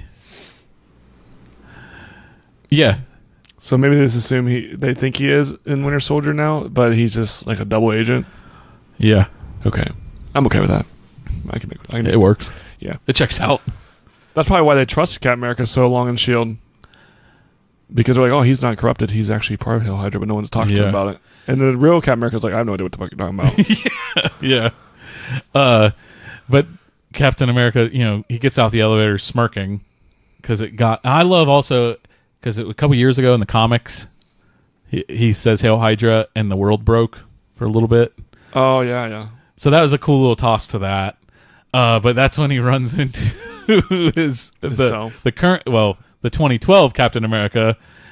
Oh, the reason that's not confusing though is because Loki escapes. So Ant-Man he shrinks down into 2012 Tony Stark's arc reactor, his chest arc reactor, pulls a plug. He's freaking out. They lose track of the suitcase. And Loki notices something's up because the suitcase moves weird that the Tesseract's in. Tony Stark, our Tony Stark, grabs it because he's dressed as a guard. SWAT guy. Yeah. What was cool was Alexander Pierce, the director of S.H.I.E.L.D., or Secretary of S.H.I.E.L.D. or whatever, he makes his appearance. Like, oh, I know. Everyone's in that. it. I love it, man. That's from ESPN Fantasy Football. Matthew Berry is one of the guards. Huh. And I was like, holy shit. Like, that's so random. So random. And I don't know if he ended up doing it early as like a small cameo, like for fun. And then they're like, oh shit, well, we need you for this movie too now to keep the continuity. I don't know. I just think it's cool. Yeah. But that's when Hulk busts through the door of the stairway, knocks our Tony Stark out. Screams, I hate stairs. Yeah, the suitcase goes flying, opens up, Tesseract's there. Loki's the only one who notices because Tony Stark's having a heart attack, and Thor does that thing where he puts the hammer on his chest and taps it, and sends lightning through him. Loki just casually picks it up. I'm like, no one has an eye on this. Space Stones. Well, I mean, Iron Man is having a heart attack. I guess. So he's Space Stones away, and that's going to be this Loki show. Yeah, and then he goes off to the Loki show Avengers, and Ant-Man. They have to, right? So Loki doing that create a new reality. But that's when cut back to Captain America, 2012 Captain America, seeing our Captain America going like, I spotted Loki. Because Loki can he can make himself look like anybody. So that makes sense why he wouldn't be like, what the fuck? There's another Captain America? Yep. So that's why he's like, found Loki. And that's when our Captain America was like, shit. Or something like that. Start fighting. He's like, I can do this all day. Yeah, I know. Yeah, I know. That is cool too, because it's just more of the callbacks. They fight, scuffle. Obviously the best part is when 2012 Captain America actually got the advantage on our Captain America, and he's choking him out, and that's when our Captain America says Bucky is alive, and that confuses 2012 Captain America quickly enough for our Captain America to grab the scepter and put that Captain America to sleep. And that's when we get the line. You want to say it? That is America's ass. Yeah. Captain America standing above Captain America, staring at his ass. That is America's ass. Then fast forward to... it probably explains why in Winter Soldier that Captain America has a weird feeling that Bucky is alive and he looks for him. Oh, shit. Yeah. Because there's out of nowhere. I know Bucky's out there. Yeah. That's probably why. That is why. As far as I'm concerned. Yeah. Checks out. Captain America shows back up to the rendezvous spot. He sees Tony Stark and Ant-Man. We blew it. Yeah, we fucked up. And that Ant-Man repeating himself. No, you're repeating yourself. No, you're repeating yourself. You never wanted to do the time heist. You did this. It's almost, they're just bickering. Yeah. And that's when it dawns on Tony Stark that there's another, they could jump to another spot, and Ant-Man's like, no, we're out of pin particles. So they have to go to a spot where the Tesseract would be and pin particles would be. And that would be 1970 S.H.I.E.L.D. headquarters, the bunker. And how did they know that again? Well, Tony knows that just from probably his dad. Probably, yeah, you're right. Telling him. You're right, because Hank and Tony and Howard were... Howard Stark and Hank Pym didn't like each other. Well, they were worked together at the time. Yeah, but then you can't trust the Stark kind of thing. Yep. And Captain America knows the place because he was there. That's where he trained and Yeah, it was the original. yeah, the birthplace of Captain America, as it says on the sign. What did you think of the Stan Lee cameo? I think it was too subtle. You wanted something a little more? Yes. So did I. I like the license plate with the bumper sticker that says "Nuff said." That was cool, but it was very like light. I thought we were going to get like something more, like not a goodbye, true believers, but not a goodbye, but something that shows that he was the Watcher. That's what I was hoping. Or like during a fight, he's hiding under some stuff, and Thor's hammer's there, and he picks it up and hands it like, "Here." Oh, that'd be so great. Oh my god.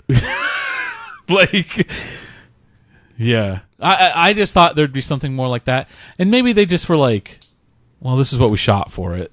Because they did say that this would be the final cameo. Yep. And maybe it was just, well, we don't really have... They were very limited, obviously, because have passed away. Yep. They don't really have footage that they could fit in to make it work. And this is, because they definitely shot this with this in mind, with him still alive. For sure. And this wasn't planned as his last, cameo. I imagine that would be something they would like to fix or have done different. Yeah, I don't think they could have ever been... They would never been happy with what they were done, though. Right. That's true. Because if you did something too grand, people would be like, ugh. Yeah. It's too big. At the end of the day, I'm fine with it. It's just I was thinking there would be more. Yeah, I thought Not hoping, just I thought there would be more. Something more important. Yeah. So they're at I forget what military base it is. I can't either. It's birthplace of Captain America. It's New Jersey. I just know it's 1970 New Jersey. Yeah. And we get to go back to the bunker from Winter Soldier that Steve Rogers and Black Widow are in when he talks to the computer. It's that same like Hydra computer bomb shelter. Yeah, it's the same place. It's sweet. But it's actually has people in it. Yeah, and it's like operational. You get to see it still working. And Tony is tasked with getting the Tesseract, and Steve is going to go get Pym particles. Yep. This is where you get a cool glimpse of Hank Pym. I know, I love it. They did a good job. They're like, oh yeah, you want a younger fucking Michael Douglas? They did a good job. We'll give you even younger. Everyone was so like, oh my god, an Ant-Man when young Michael Douglas, and now they just turned it back even more. You got the helmet that controls the ants. I know. That was cool. It was a cool little, clever little things like. Now I didn't notice this until I read about it, so I can't take credit. Roscoe was because Steve Rogers is wearing military uniform and it says Roscoe. Well, Roscoe Jenkins in the comics is a character that wears the Captain America uniform. Oh, I know that. It's also cool that there was another little fun Easter egg. Now I completely blanked on. Shit. Because I didn't think I was going to surprise you. There's probably a lot in that scene that I probably I missed. Because there was so many little details. There's so many details in that whole movie. I bet like just stop watching the movie, just look at the background. I bet you find all kinds of things. Yvette Nicole Brown got to be in the movie. Who's that? The black lady that was in the elevator with them. That's like, oh yeah. That was fun. It's weird, like who got to be in the movie. Like it's weird that like we were saying, the Hangover guy being in the movie and Matthew Berry being in the movie, and everyone wants to be part of this, man. Oh yeah, no, but it's just weird. Like, wow, you made the cut. How cool would it be if you had to play a background character? What character would you have wanted? Just like a guard? That's fine. Or would you want to I want to be the MP guy in the hallway? What kind of beard did he have? Was it Bee Gees or what? When they tell on him, and she's like, he had a funny hippie beard or something like that. I want to be that guy. I mean, just be an extra. I don't even care. I don't say anything. Be sweet. Yeah, that would be the dream. It's not get to be on set and not have the responsibility of saying anything. Just look awesome. Like, there I am. There's my 1 second of yeah. But Steve Rogers gets Hank Pym to get out of the lab by saying, there's a shipment here for you and it's glowing and guys are sick that were handling it. You opened it? Yeah. Why? Yeah, and he takes off running down the hall, and that's when Steve Rogers sneaks in. Takes the Pym particles.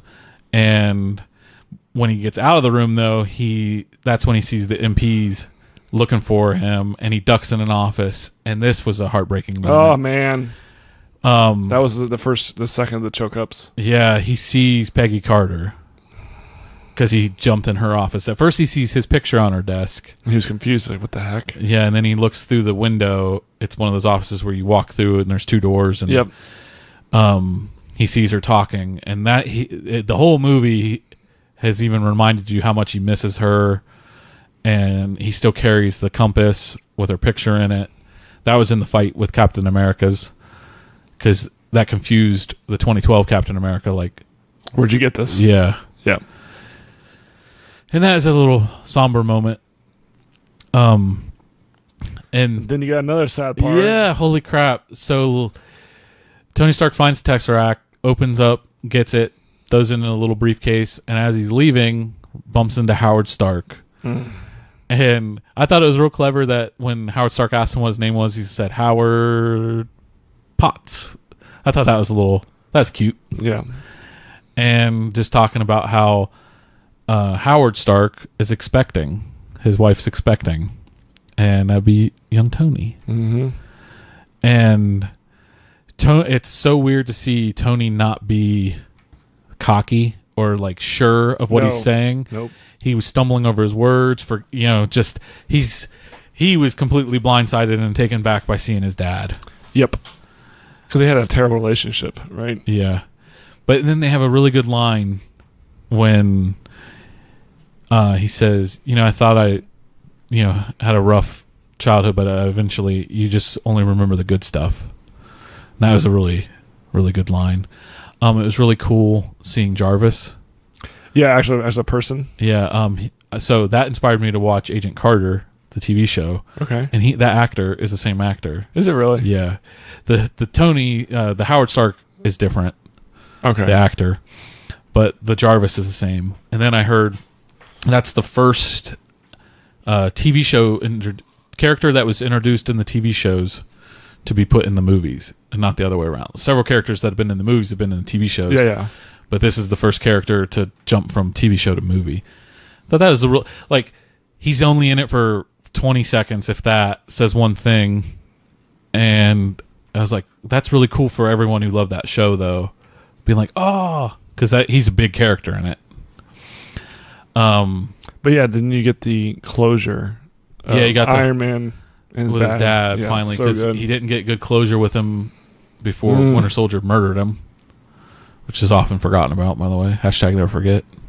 Yeah, that's true. Probably why Bucky don't get much screen time in these movies anymore. Because Tony Stark is breaking the fourth wall. Yep, so that's the first closure of the characters. Yeah. Which is nice. Yeah, he got to tell his dad, hug his dad and see his dad one last time. That's when, they essentially leave 1970, but they both successfully completed their mission. They got more Pym particles to leave and the Tesseract. Now, you want to jump to Asgard? Yep. Rocket and Thor go to 2013 Asgard, so this would be the Dark World timeline. So we're in the events of, it's the day that his mom's going to die. Yeah, Frigga. Yeah. And I like when he sees her and he's like, yeah, today's the day she dies. And Rocket's like, oh, that's today? Yeah, I got this short stick anyways. I got the drunk that I got to deal with. And now he's getting super emotional. Dude, Rocket, he puts up a lot of crap. Yeah, because he has a really good line in it that I really liked was, she's really dead. We're trying to save people that are only kind of dead. Yeah, that's true. And which makes me, well, that's a whole other topic on what powers the Infinity Stones could do. Like, I get the Soul Stone people can't come back, but why can't you just be like, I want them back too when you snap? You gotta accept the rules. Yeah, well, and it's also like Hulk's not. Jumped ahead there, but we jumped about 2 hours ahead there. Yeah. Well, it's like if someone has the Infinity Gauntlet, say you're wearing it, and I'm like, yeah, bring back this person, and then someone else like, yeah, bring that, and you're like taking requests on who to think about when you snap to bring back $5 a person. Yeah, like holy shit, you'd be here all day. We ain't got time for that. No. It's easier to just say you can't bring people that weren't snapped away. Because people that are snapped away are in the soul realm. Well, the movie never really. I know. But it's also, it would cause too much craziness if you just brought back everyone that ever died, or like anybody like that died naturally, or even unnaturally, like being murdered. It just causes too many other issues. Yep. But we get to see Jane Foster. I can't believe they got Natalie Portman to come in just to walk around. Yeah, I thought for sure that they used old footage, but she confirmed that she did go for a day of shooting. It was either shooting. I can't believe it. I thought she was completely done with MCU. You know, I think she maybe got like a paycheck and was like, "Oh, for a day, okay." Heck yeah! I don't say anything. I just gotta be pretty and walk around. Yeah, and get stabbed in the butt. Yeah, and they don't even show. Like that whole thing could have been a double. Like the only time you see her face is her opening the door, and you're 30 feet away. I thought it was gonna be a double. I thought it was gonna be like the back of her or something the whole time. Yeah, they don't even do that. They just like elude that she gets stabbed. But Thor ends up seeing his mom. Another sad part. That screws him up, and he's sneaking around, and his mom catches him sneaking around and was like, "Leave the sneaking to your brother, man. You're not good at this." And then, because she has been raised by witches, boy. She knows that it's not her Thor. She can tell. It's not current Thor. It's not. And she said, future Thor. Yeah, like, time has not been good to you, my son. Like, his eye's all fucked up. The robot eye. He's fat. 50 pounds heavier. He just looks not taking care of himself. Mentally destroyed. But they get to have that closure. Oh, man. I love that so much. Yeah. And then not only that, he's trying to save her. And she's like, nope. No. You can't tell me. She knows the rules. She does. So he's like, that's frustrating because he's like, I want to save you. He could. Like, it. I couldn't imagine. And then, okay, so before I jump to that, the fact that he stays fat is because of his mother. Because his mother says, wear your scars like they're armor. Like, you are the way you are because of what has happened. And don't be ashamed of that. So that's why he stays fat, because of his mom. Well, and he didn't have time to work out. No, he can magically bolt the fat off. I don't think that works. Oh, like dude, I think he could. I think he's like, I'm fit now. I don't. If it only takes that amount of time, I don't see why he wouldn't do it. I don't think he's any less stronger either. I think he's still the same strength. Yeah, no, it just is his appearance. Yeah, exactly. Nothing. So that's why he's just going to own it. Well, maybe a little bit. Like there might be he might not be in peak fighting ability. His cardio is shit now. Yeah. My base is stronger. He's got more weight to throw around now. Yeah, that's how it works. But it was a very. It was very emotional for me. Yeah. And then also at the end when he realizes that he's still worthy. Oh my God! So Rocket comes running in. There, as Guardians are on to him, and he's running from him. He busts in the door, and he's like, "We gotta go. I got it." And Thor's like, "Wait a minute!" And then he puts his hand out, and he's like, "Rocket's like, what's going on?" And that's a little cute line. She's like, "Sometimes it takes a moment." And then it hit the Mjolnir. That's how you say it, right? Mjolnir. Yep. Lands in his hand, and that's when I'm still worthy. Yeah, and then so he takes that Thor's hammer. Yeah, that Thor ain't got a hammer, by the way. He hammerless now. So he create another until we get to the end. Yeah.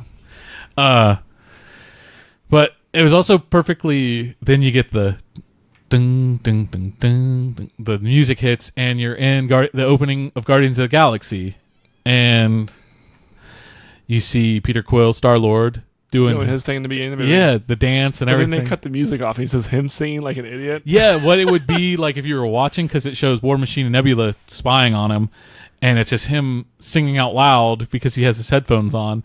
And then another great War Machine line. He pauses, looks at Nebula, kind of just nods and says, "So, he's an idiot." Like Nebula's like, yes. Yeah. And then, bam! War Machine knocks him clean the fuck out. In the movie theater, one point at one of my viewings, a guy went, "Whoa!" Like he had that reaction, like, "Damn!" Because it just caught everybody off guard a little. That just one punch by a robot, essentially. You might just like enjoying life, listening to music. And just having blackout. Like right now, you just got sucker punched. Ow! I mean, sucker punch where you blacked out. Yeah, and that's when Nebula gets his little tool for a thieves' tool or whatever, the little lock pick. Mm-hmm. Another great War Machine line is when she picks the lock and the door's open and she goes a step. He's like, "Whoa, wait!" This is when the booby traps come down, the skulls on spikes and stuff. You don't think there's any booby traps for this? Was it the Temple of the Power Stone? Yeah. And she just shakes her head and walks forward. He's like, "Oh, all right, I warned you." You know. And then she just like full on badasses her hand right through. Yeah. This was a very. I like this moment. This moment, through all the viewings, really was a cool moment. She puts her robot hand in that little like force field thing and grabs the Power Stone out, and it melts her shit down to where it's like skeleton-y. Yeah. And he looks at it, and she says, "I wasn't always this way," and he kind of just, "Me either." But yeah, because we he's gotta deal with what we too. gotta deal with. He's partly bionic at this moment because he got paralyzed, right? The only time he can walk is when he has those braces on, or he's in the war machine. Yeah, the suit. So they're kind of. I didn't realize how similar they were as bionic until that line. I was like, wow, they both are bionic. Yeah, like. So that was a nice little nod to each other, like, because those two are kind of black sheep of the group, right? War Machine's kind of like this Avenger that just kind of hates everything, yeah. And Nebula hates everyone, so it's like these two black sheep relate. Yeah. It was nice. Yeah, a cool moment. And he's like, "All right, sync up." Flips his stuff down. They both go to tap their button. He taps his, and she doesn't. She's frozen because her brain is short-circuiting. And she warns him at one point during this that we got to hurry up and do this because we're not the only ones in 2014 looking for the stones. He's like, "Wait, who?" And this made me think, like, maybe say that in like the briefing, like, "Oh, by the way, in 2014, Thanos is looking for this shit actively." Like, don't blindside me while we're here. Yeah. And maybe give a heads up to Black Eye and Hawkeye or Black Widow and Hawkeye that one of you gonna die. I don't think anyone knew that. Like how it actually works. Yeah, no one knew that. So right when I saw they were going to Vormir, I was like, "Oh, Hawkeye's dead." Shit. That's what my first thought was. Well, yeah, they made my favorite Avengers dying over his soul. Yeah, but back to Nebula. She's shorting out. Mm-hmm. She passes out on the floor, and then it cuts to Thanos, and it would be the 2014. Yeah, 2014 Thanos, 2014 Nebula, 2014 Gamora. They were on some battle. Fighting something for Thanos. Yeah, and they're back on the ship, and it's cool because Thanos says, "We got word there's the Power Stones on Morag. I'm dispatching you to Ronan's ship to retrieve it." And they're like, "Ronan's not going to like that." And then they talk shit about Ronan. Yeah. How he's unpredictable or something. And that's when Nebula the 2014 Nebula starts to short out. And that's she R2-D2 style projects, "Help me, Obi-Wan Kenobi." Yeah, I only hope. Pretty much. But it's War Machine talking like, "Wait, you're not the only, who else is looking for these stones?" And he mentions the Power Stone. So that triggers like, what the fuck is going on here? Well, and Gamora, it's subtle because they mention it briefly, the 2014 Gamora, 2014 Nebula, like he's found one Infinity Stone, he being Thanos, and they're kind of like, "Oh God, this sucks," but at least it's not all 6, there's still time, because they don't want him to get them. No. Because they know what's going to happen. Yeah. They know his plan. And Gamora steps in when that Nebula is shorting out, kind of like, she must have been malfunctioning in battle or something. She took a hit. And Thanos ain't buying that. He hooks her up to that machine. And is that Ebony Maw? Yep, Maw. Just is it Ebony Maw? I thought it was Maw. The only reason I think I know it's Ebony Maw is because the Funko Pop says that. Oh, well, he only calls him Maw. The Maw, yeah. He hooks her up, and he's like, "Well, there's 2 memories now on the Nebula net. So that's just a network, like a Wi-Fi network that they pretty much track Nebula down." Like, so her consciousness must be part computer now. Yes. So she's really more robot than she even looks. That's when our Nebula kind of gets up, like, "Oh shit."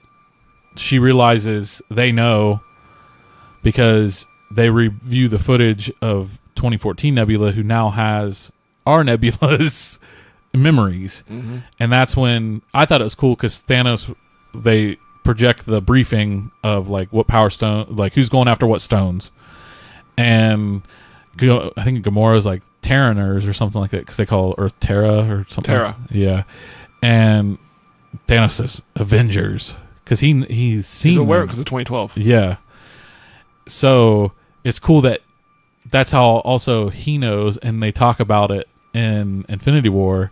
You're not the only one cursed with knowledge. Which is crazy. But he's dead, so I don't know how that works. But did I just break you again? No. Okay. We'll continue moving on. Nebula tries to warn Hawkeye and Black Widow, like, he knows. Because how they had to do it, they jumped to the same 2014, and Hawkeye and Black Widow took the ship to Vormir. Mm-hmm. And they make the comment, like, it's already programmed in how you're going to get there and land. Just don't fall out, kind of thing. And they have a really cute moment on the ship when he's like, "We're a long way from Budapest," like that fucking name that Budapest gets brought up every movie. What happened in Budapest? That's definitely going to be in the Black Widow prequel movie. That has to be the whole thing. Like what happened in Budapest between those two? Yeah. Also, something that we didn't say was when they're getting ready to jump and they're all like in their suits walking up, getting on the time machine thing, and Captain America gives his speech. Oh, yeah, they're like, he's really good at that. Yeah. And Ant-Man's like, isn't he? Like gives that response. And one of the coolest lines is whatever it takes. Yeah. We knew that was the slogan though from the trailer. Yeah. The last thing that Black Widow ever says to the group is "see you in a minute" or something like that. "See you in a bit," which I thought was sad. That it's just, but it's also good. Like there wasn't that emotional. Like there wasn't a moment, so there was no. They didn't show their hand at all on what was going to happen. It was just a throwaway. "See you in a bit," and back to Hawkeye, Black Widow on Vormir. They get the line in. I bet the rocket didn't have to climb a mountain, or the raccoon didn't have to climb a mountain or something like that. Yeah, they're complaining that they got that one. Yeah. And that's when Barton says, well, he's not a raccoon technically. I don't get that. Because he's not. He's an alien. Oh, okay. Yeah, it is weird. Okay. Whatever, he eats garbage. Yeah. And that's when Red Skull pops up. Yeah. Rattles off like their the names. same prophecy crap that they gave Thanos, but then Barton's like making fun of him in the beginning of it, like, "Oh, really? Is all you gotta do?" Yeah, I can't remember what he said, but yeah, he's very sarcastic towards him. I think he's full of shit. Like he's not. He doesn't believe exactly what he's saying, and he's like, "There, why do we trust him?" And that's when it dawns on Black Widow. Thanos came with his daughter and left without his daughter because Red Skull explains a soul for a soul. One of you has to give the other up. Mm-hmm. That's where it gets pretty emotional. They're like, well, you know who it's got to be. Yep. And then Barton's like, I'm feeling we're thinking of different people here. Yeah. And that's when Black Widow's like, I'm trying to save your stupid ass or something like that. Like has that moment and he slams her down, takes off. They have a nice little fight. A little like scuffle. She does her little like wrist taser thing. I've never seen a man get it off so quick. It's Hawkeye, man. Yeah, he tears it off, shoots an arrow, blasts her out of the way. He jumps. I thought for sure that was it. Like that's how he was gonna sacrifice himself. Because he really has done some mess. Yeah, he feels like he deserves it now. Yeah, like, and I'm going to do this to bring my family back kind of thing. Like, tell him I love him kind of thing. Mm-hmm. But out of nowhere, she jumps as well, grabs him. Hook shots. Hooks his, like, belt and hooks the wall. So he's trapped to it. And he's holding on to her. And she's not holding back if you really look. Like, her hand is not holding on to his. Her hand is flat. Yeah, he's using everything to keep it. And he's telling her, don't do this. And that's when she just does like the push flip from the wall. And holy shit, Black Widow dies. Yeah, I didn't feel super sad from that. Maybe I'm just a terrible person. I did. I mean, it was like, oh wow, they killed Black Widow. I was shocked. You knew someone was going to die there. I didn't think it was going to be her. I thought for sure. But I think everyone thought for sure. I think in every one of these Avengers movies Hawkeye's in, I think he's going to die. That's true. Ultron were like, oh yeah, they show his family and how much you love him. He's going to definitely dead. die. Well, then you're like, there's no way they're going to kill like the sexy girl. Well, and then it's like, well, she has a movie announced and they're casting it. Like, they're not going to. It's funny how they came out. It's like, guys, it's a prequel. It's an origin story. So yeah. And it's like, well, now I don't care. Like, the thing is though, like, sure it died, but all these different realities are being created. So it's like, here we go with your reality theory. There's no such thing as death. That's the biggest problem with Marvel comics, though. In the movies, though, there's death. There are. I don't think they'll bring her back ever, except for the origin story. Except for when Adam Warlock comes and like, hey, there's a soul Dude, don't realm, get me started on that. and then you can like save people that have been in the soul. Don't get me started on the fact that they haven't brought him at all in this. Yeah, the only reason I bring him up because I'm watching last night in the triggers me. Yeah, the little end credit. But so boom, the same blast and everything from when Thanos got the Soul Stone. Hawkeye wakes up in the water. Yep. Something in the Soul Realm. Yeah. So they in Infinity War, Thanos talks to Gamora, baby Gamora. Yep. They didn't have anything like that in this. They probably wouldn't have done anything. No, I didn't know if like Hawkeye, like you're in the soul. You like, get to see that. Like, yeah. Like, hey, go for whatever it takes. Like, that'd be cool if she's like looked down and said, whatever it takes. And just disappears. Yeah. That would have been awesome. Yeah. Disney should hire us, man. Or Stan Lee is sitting there. Dude, he's in the soul realm. Oh, we need tissues. And he's just like, he tells him whatever it takes. I'm done. I'm going to start crying right now. I'm getting goosebumps. Oh man. Let's just change. That's what happened. What headcanon is what they call it when you just lie to yourself on something that happened off screen. Oh, Courtney always does that in movies that end terribly. She's like, I'm not in that way. It's going to end this way instead. She did it with the Pirates of the Caribbean movie. Yeah, I remember you telling me that. So in my mind, I just picture her sitting there, like she's like has to like take it in and delete the other file, and she tricks herself so hard that really happened. That's a mental thing. Like she can lie to herself so well. Psychotic behavior. Yeah, there's some like there's a real issue there because to some degree I can do that. Yeah, it's is it compartmentalizing something? Mm-hmm. Yeah, where you can just like disattach it from reality. Yeah, well, we're not going to go down that path. No. Okay, so we got the soul realm. We have all the gems, all the stones now. Yep. So then they all come back, and that's when Hawkeye drops to his knees and he's upset, crying. Well, as he's doing that, everyone's like, did we actually do it? We did it, like... I can't believe this actually works. Because, it's all going to feel like they're all coming back at the same time. Mm-hmm. I know that could be confusing because, like, Hulk got his, he bounced. Ant-Man bounced. Everyone left the movie at different times, but they're all coming back at the same time because that's how this works.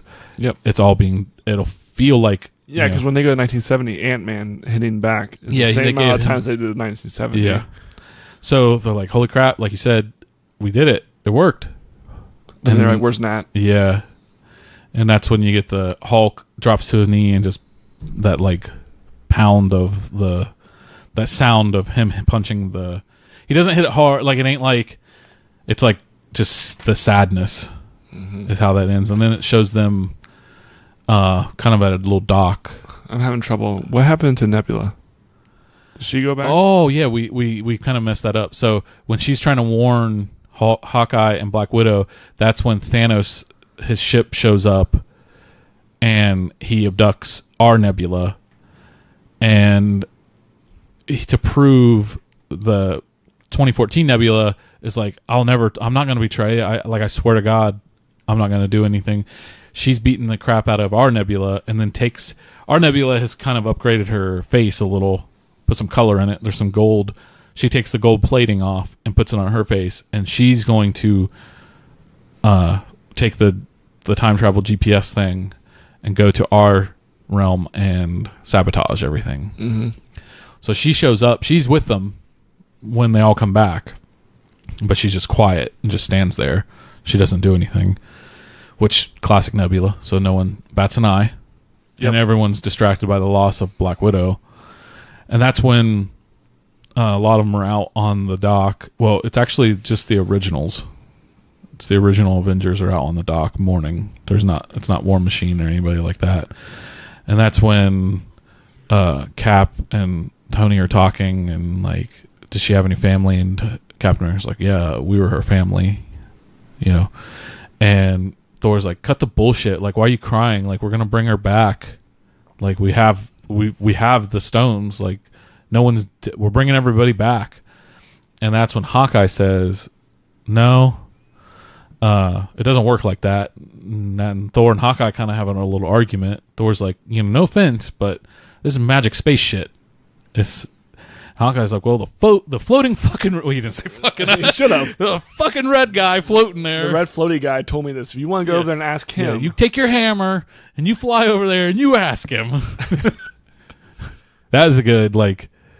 And that's when Hulk realizes, well, like, she's not coming back. Yeah, and he gets mad, and he chucks a fucking bench to the next state. ISS. Like... People are just out there enjoying the country. Big ass bench flies by. Cement bench. Well, I mean, there's not very many people in the world right now. But yeah, true. But then so to break that heavy emotional scene, you see they're very carefully putting the Infinity Stones into a Iron Man style like tech that he's designed. Yeah, like a Hulkbuster hand, and they get him in, and they're quietly, and Rocket just goes, boom. Everyone jumps. Like, why? Yeah, and it's just like, thank you. We needed that because we're all really upset. This one of the coolest scenes was them all in their gear, standing around it, going like, okay, who's going to put it on the snap? And Thor's like, I am. Like, I'm the strongest Avenger. I can do it. And they're like, whoa. Please let me do this. Yeah, because he needs that redemption. He just needs to feel like he can fix it. Because he feels that's what he's there for, like, and that's when Hulk says, no, it'd kill you. This is all gamma radiation. I'm all gamma. I have the best chance of survival. I was made for this. And everyone's a little hesitant, but they all put their suits on. Iron Man puts that chute up for Hawkeye, and I like how Rocket just gets behind Thor. Yeah, like if shit goes down. You're going to take the brunt of this. And Hulk puts it on, and it immediately does the same thing that it did to Thanos, where it's like... The rainbow surge through his body. Through the surge, and it's like... It's almost melting his... Like, I don't know, it's not... It's like it's burning. Yeah, it's like... It's incinerating. Yeah, his arm's going away. It's noticeably getting smaller. And they're like, take it off, and no, can you handle it? Yeah, and then he snaps. Yeah, and it's like, did it work? And you hear birds chirping. It's awesome. Oh my god, though. So during that, though, Nebula, bad guy Nebula, turns the machine on, the time travel machine, sucks in. See, I don't know exactly how they did this. Because they would have her Pym particles, but she used them to come back. So I just think Thanos is a smart guy. He has scientists working. What's confusing? Nebula had one Pym particle get back. They used a Pym particle to get the ship back. Okay. No. So, okay, let me think about that. Yeah, you're right. Because bad Nebula used good Nebula's last Pym particle to get back to the... Yeah. But if she opens the portal, maybe... And something happened there. I just chalk it up to bad guy science. They figured it out. Maybe they duplicated they have the ability to duplicate Pym particles. Maybe they can clone it. Yeah, maybe it's not very advanced technology for those guys. But it's advanced for humans. But yeah. So that was a cool thing, seeing his whole ship just blast up through, tear a hole into the Avengers building. You think they would have heard that? Well, they got some shit going on with Hulk screaming. Yeah. But you still think you would hear a boom? Well, maybe they just thought like, that's just Hulk. Well, he does turn on barn door protocol, which like, oh yeah, puts all the blast shields on every room, and so maybe it just muffled the sound enough. Fair. Or they're just preoccupied, man. Fair. Okay, whatever. And Hulk is screaming a lot. Yeah. And everyone's looking at him because he's got rainbow arm. Yeah. But so the birds are chirping. Back to that. And Ant-Man is slowly walking into the look at that, and then Hawkeye's phone rings. And it's his wife. Yeah. And he, it's almost like, oh, what? Like, and he answers, and he hears her, and she's like, "Hey, asshole, you're under house arrest. You're going to get in so much trouble for not being here." She should have. Yeah. That has to be confusing for people like that. Like, where'd you go? Yeah, because they didn't know they were gone, right? Yeah. And they're outside, and now I assume you come back right where you... Grass is tall as hell. Yeah, because Hawkeye ain't cutting the grass. No, He's too busy cutting down Japanese folk. God. But then out of nowhere, because Hulk's looking up through the skylight, and then you see the shadow of something coming, and it's Thanos' ship blasting. Oh, man. I thought Fire. Ant-Man was dead. Right there. I was like, oh, well, that's Oh cool. my God. And honestly, I thought they just killed everyone in there. Or most of them. Or at least a few. I thought that's how, like, instead of, like, trading lives, like, soul for soul, they were going to be like, yeah, and now to end the big fight, everyone who died is going to have to fight. So those Avengers that got him back. Yeah, we're going to be the ones that had to finish to get Thanos out. But essentially the whole fucking compound is leveled. Avengers are spread out everywhere. Rubble. Yeah, Ant-Man had... now that I've seen it a couple times, so when he gets blast back, his helmet comes on, and he starts to shrink immediately. So if you just watch it, like the first time I saw it, I thought, he's just dead. Like the way the blast hit. Yeah. But no, his suit, I'm assuming his suit has tech. Like, or he just reacted. He saw the missile and he just went... Like, just flinched. And, yeah, it's his reaction. Like, all you have to do is squeeze and he pins down. So he's tiny in the rubble, and then it shows Rocket's trapped under some rubble. Hulk is holding up some rubble from crushing. The whole damn building. Yeah, War Machine and Rocket and Hulk are all in the same area, and War Machine's suit is fucked up. So he has to, what does he say? Canopy. And that is like his code word for eject. And his suit comes off, but he can't walk because he ain't got his robot legs on. Yeah. New legs. Ice cream. He does kind of crawl over there like Forrest Gump. Ice cream. But War Machine, crawls over and frees Rocket, and they're just like, oh my God, but it's flooding. The little lake that is by the compound is flooding into the hole now that the compound used to be. That's when Hawkeye finds out, like, oh shit, here's the Infinity Gauntlet. And he hears something, and it's revealed that it's a bunch of those dog things. I can't remember their name. And they just, they're sent down immediately to scavenge the area for the Infinity Gauntlet. Where's everyone else? Oh, Captain America's knocked out, but Iron Man, it walks over, wakes up Captain America, and he's like holding the shield like, if he loses again, I'm keeping it. And then it's Hawkeye's on the run from those things, and then Iron Man, Captain America see that Thanos he just comes down by himself, and Nebula walks out, and Thanos is like, get me the stones, and goes off, and he's like, what are you gonna do? He's like, wait.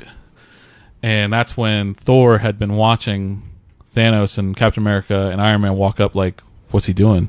It's like, nothing. It's like, it's a trap, right? Yep. And that's the badass scene right there is when Thor calls for Stormbreaker and Mjolnir, and the lightning hits and braids his beard. Yep. He gets in his armor, but he stays fat. Yeah. Oh, thank God. That's when he could have got fit. Yeah, that was their opportunity. And no one would have been like, oh, that's stupid. But the choice to keep him fat was amazing. He doesn't look very fat when he's fighting because he's got so much armor on. So right, it's all good, but you can tell, though. You can tell when he's in the skin-tight time travel suit. Oh, I know. He's a little thicker than everybody else. But Hawkeye is running through it'd be like the sewer areas of it. He cleverly is dropping arrows, sticking them in the wall, so as he's running, and boom, the fire gets him. But they just keep coming, man. Yep. But my theory is the fire cut the outer layer of skin off, because he just starts cutting them down with his sword. That made it a little easier to cut through him so easily. Okay, that's fine. Because I was like, holy shit, why didn't he just fight them all? Like, how he's just cutting through them like they're nothing. But he ends up escaping, and then Nebula walks up and he's like, hey, I know you. And she grabs the gauntlet. And it's the bad Nebula. Yeah, it's bad Nebula. By the way, Gamora and good Nebula, with 2014 Gamora and our Nebula are on the ship, and Gamora's like, what are we? She's more questioning, like, Their relationship. Yeah, what's it like? And Nebula is explaining, like, yeah, I tried to kill you several times, but we end up being sisters. Yeah, and that's what Gamora always wanted. Yeah, and that's when she's like, all right, I'll help you. We'll kill asshole Nebula. Well, she actually says we'll go after Thanos. Yeah, we'll take him down.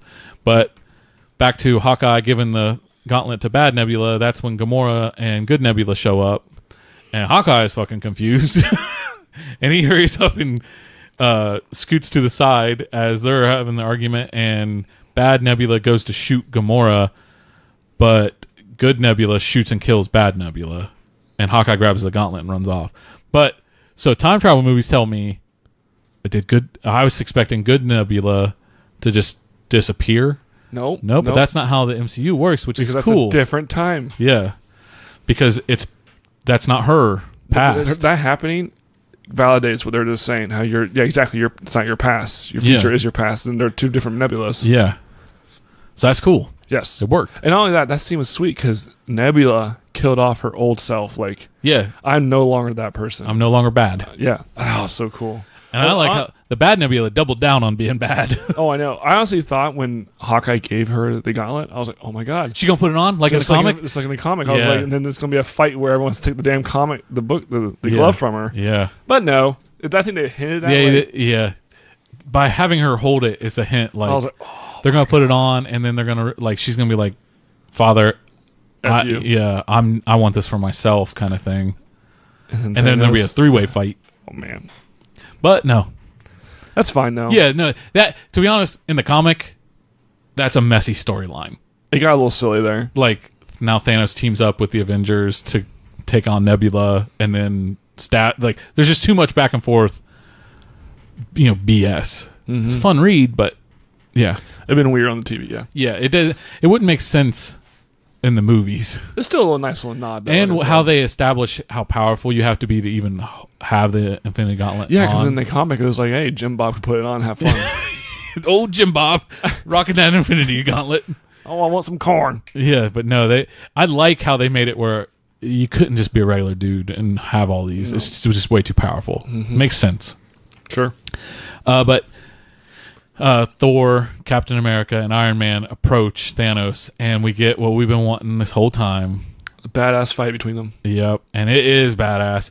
So I want your opinion on Thanos' weapon.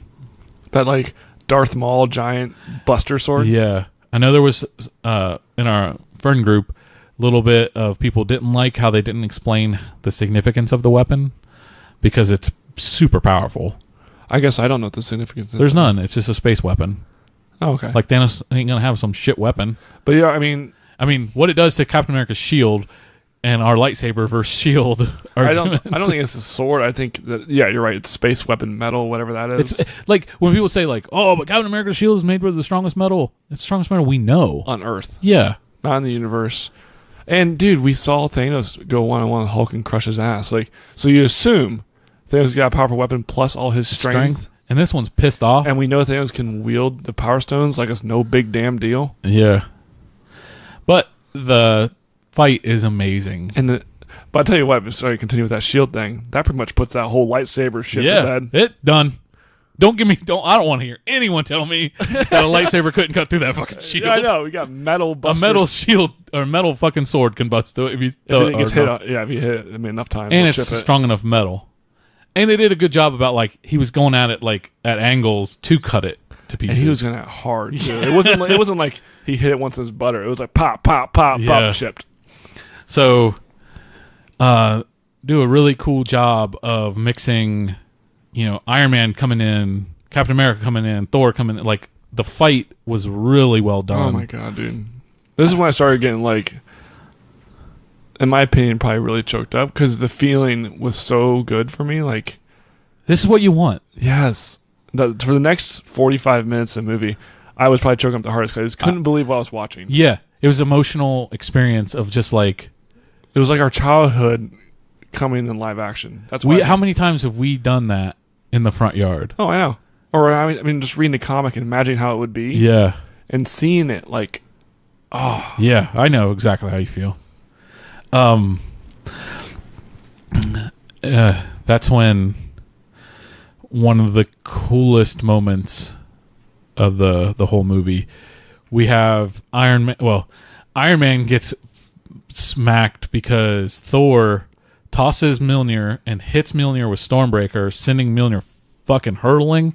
But Thanos tosses Iron Man in front of himself, and it blasts Iron Man and knocks Iron Man out for a bit. Yeah, I remember that. Because it says, "Boss, wake up!" Because Friday's talking to Iron Man like, "Holy shit, you're knocked out. Your vitals are showing you're knocked out." And Thor gets up on him, and we have a really cool moment where you think Thanos is going to essentially kill Thor the way Thor hit Thanos in the same spot. I know, in man. the chest. And he's slowly just pushing it out. You can even see the blade. It goes in, and then Mjolnir, lifts up and bam, hits Thanos around, and then flies back. And fucking Captain America, holding it like a badass. Yeah, and it's like, holy shit, Thor, he's better at this than you. Like, oh my god, it's giving me goosebumps just talking about it right now.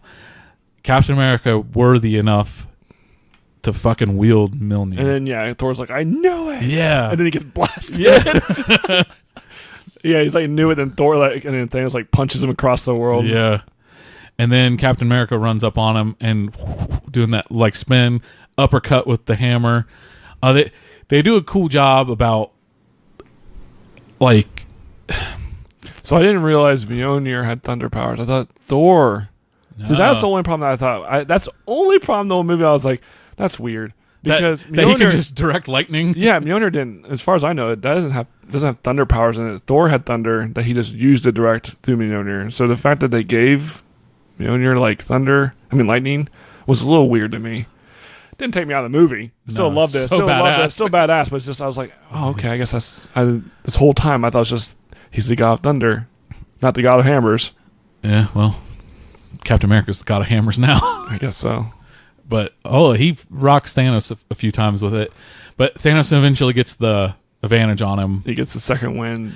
He knocks the hammer out of his hand. And I was thinking this whole time, oh shit, just lay that on him. Just lay the hammer on him. Me too. I was thinking that too. Just set it on top of his head and it'll fall to the ground. Something. Yeah. But in a fight, shit's going down. You ain't got time to play jokes. Where do we jump to? So pretty much they get their ass kicked. Yeah, because this is when Captain America has his shield up, and that's when Thanos is fucking raining down blows with his sword, his double sword, and the shield starts chipping away. And one hit even cuts Captain America's arm. Yep. And pretty much Captain America's flying, gets on the ground, and he gets up very slow. He gets blasted, and I thought we were going to get I Can Do This All Day, but it's not even he realizes he can't do this all day. This is the most messed up he's been. Oh yeah, he almost looked defeated. Completely. Yeah, and where he's just shit, and he stands up and he sees Thanos' army has arrived. The ship, it takes a second for everyone to come down, and now that's happening, and the wall of bad guys is standing right across the battlefield against Captain America. And you think, well, this is how he's going to end. It's going to be, he's going to fight until he dies a whole army. And before that happens, before he gets the reimbursement, Thanos has a sweet line where he's like, and all my conquests, I've never made it personal. Oh, yeah. He's like, but we had to make this Thanos worse than the last Thanos. Well, I think Thanos is just like, he's just so pissed off at the Avengers. Yeah. Like they make it personal on him, so he's like... Yeah, well, that's what... We didn't even say that before the fight when he's talking to the three of them. He's like, yeah, I'm going to do this, and I'm going to do this right. I thought I could just delete half of you. I'm going to delete all this motherfucking shit and build it from scratch. So no one can remember. Yeah, because you guys are ungrateful fucks. I did this for you, and now I know it's not going to work because everyone's always going to remember and be pissed off, and no one's going to be grateful. So I'm deleting it all. And then the line you're talking about is when he's like... After he's getting his ass kicked and he's getting pissed off. Yeah, he's like, none of this was ever personal. But now I'm going to enjoy killing all of you and destroying this world that you live on. Mm-hmm. Oh, I loved it. Mm-hmm. And then we hear... Oh, God. Well, then you start seeing the strange circles. Well, no, you hear... before you see it, you hear Falcon. Cap. Oh, yeah. On your left. Oh, my God. And then... that was just the... Like, I'm going to cry right now talking about it. Because it was just like... when Captain America turns around and sees... Because the first people he sees is Black Panther, Shuri, and Okoye walk through. Not bad. Where they're saying... yeah, and then Falcon flies through that circle because it's all the people from Wakanda are in that spot. And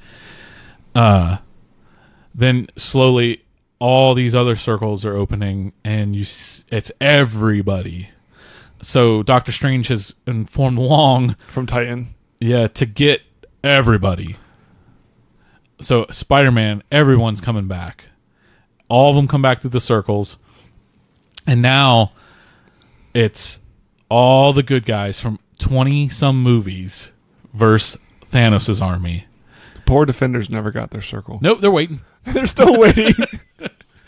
Yeah, how cool would that have been? Oh, I would shit my pants right there if the defenders came through a circle. Yeah, and it was like that was it. You didn't see him again, but it was just like... Oh, my gosh.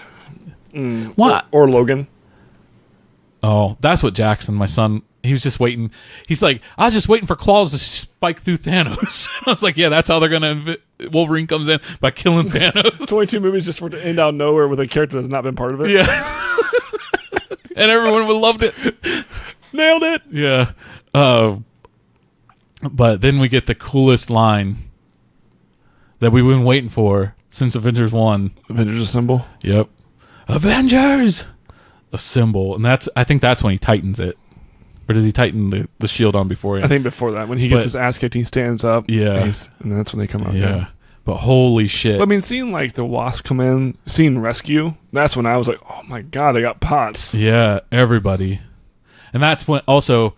Giant Man busts through, and he's holding Hulk, Rocket, and War Machine, who conveniently found armor. Yep. It's like kind of Iron Patriot-y armor. But he lets them down, and it's like, here we go. And then the fucking run. Yeah, that was like very much the X-Men intro from the show. Yeah. At the very end, it was like the bad guys going to the good guys. I was like, oh. Yeah, so that is why I... relate it to Lord of the Rings, Return of the King. That like, all right, this is where it ends, and they just charge at each other. But then you have like Ant-Man. Yeah. Oh no. Running. Yeah, I get like, that. It's so awesome. Yeah, it's that whole scene. That's a poster. Oh, I know. That's punching that thing in the face. But so then you have this epic fight. While that's all going on, you have Hawkeye like, hey guys, I got the glove. What should I do with it? What the? Yeah. So then you have this whole fun game of like playing. Hot potato, I guess. Yeah, and I forget who says, like, it needs to go back in time. Like, you need to put the stones back. Like, Thanos can't get them. You need to go put them back.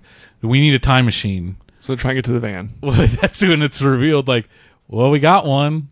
Yeah. That little, like, joke of that. Those are the moments that you love because it just makes you smile. Yep. And the moments of crying. Wasp, Ant-Man. You just have this overstimulus of fighting that is the best thing in the world. Yeah. It lasts for like 20, 30 some minutes, and you just can't believe what you're watching.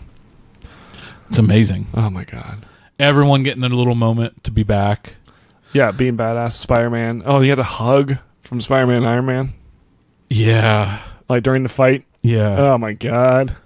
Oh, this is nice. Yeah. Mr. Stark, you know when... And he's trying to tell me. Yeah, he's like, well, you remember when we were in space? And I got a little dusty and I must have passed out. I wake up, Doctor Strange says, we got to help you. It's been 5 years later. He starts doing that, that yellow thing that he always does. And then he just hugs me. He's like, oh, this is nice. Yeah. Oh. Yeah. And, you're going to get me crying on that shit. They do play a little keep away with the glove. Yeah, that was fun. Spider-Man gets it, helps him. Black Panther grabs it from Barton. Oh, that's right. And he has his moment. And then Thanos is standing in front of Black Panther. And I thought, oh, cool, we're going to get like a Black Panther showdown with the glove where he's going to try to like keep it away from Thanos by just dodging and being agile. Nope. Fucking Wanda that gets down. Badass. She's like, motherfucker. Like, I'm going to kill you. Dude, she was I don't going even to. know you. I don't even know who you are. Yeah. Well, I don't like you.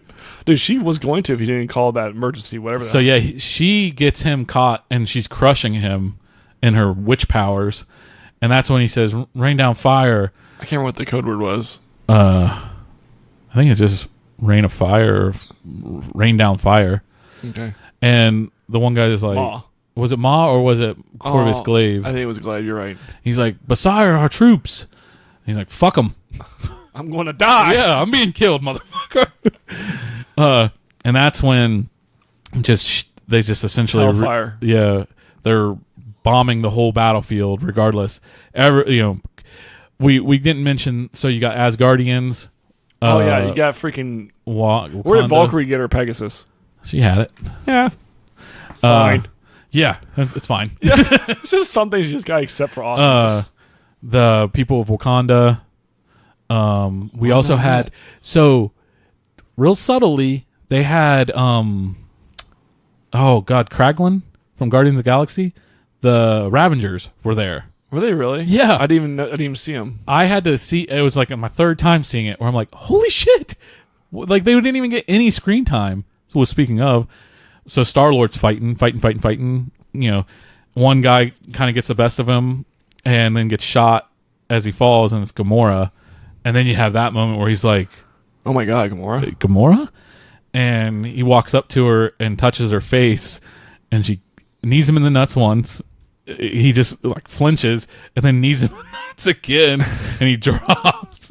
You didn't get it the first time, but you got both the second time. And then she's like, "This one." Yeah, it was like, yeah. It was either him or a tree. I thought that was a good line. It was. But that opens up that whole like. That's probably the most confused I am with the whole movie. But yeah, we'll talk about that in a second. So we're raining down fire. Yeah.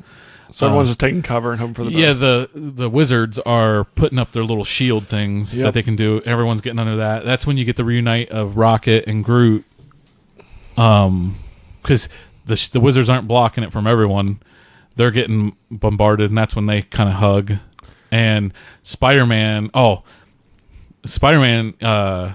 activates instant death or whatever. Yeah, that was cool. And the little spikes are just killing, but there's so many of them. He's getting overwhelmed.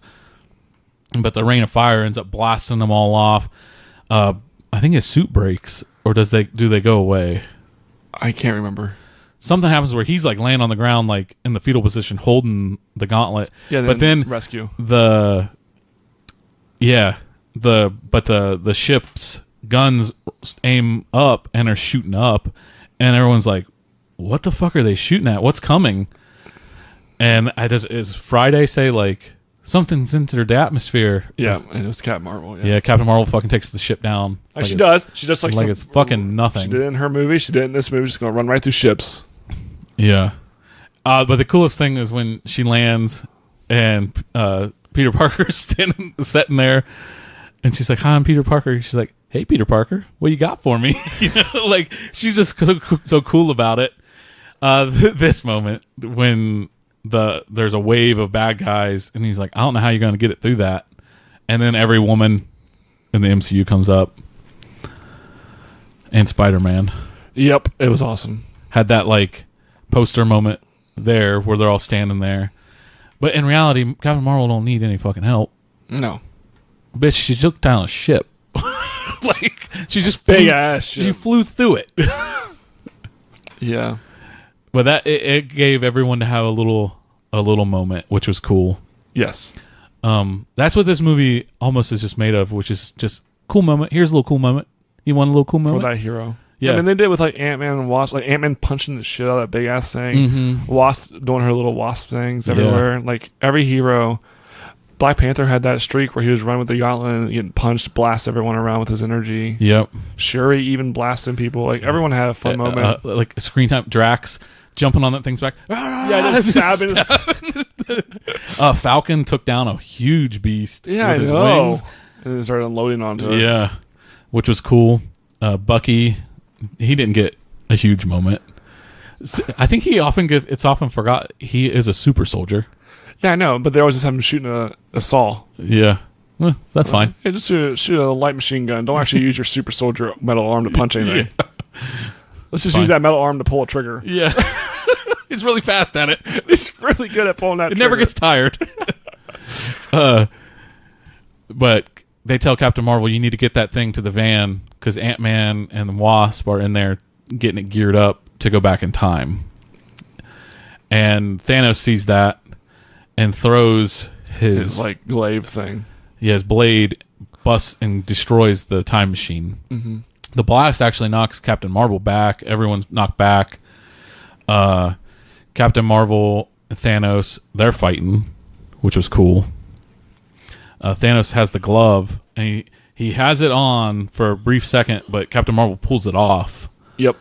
And she's pulling it off as he's trying to push it on, and he grabs the Power Stone. Well, before that, dude, he headbutted her. He looked at her like, she no-sells a headbutt. She's like, are you kidding me? Yeah. Like, and then Thanos was like, oh shit. Fuck.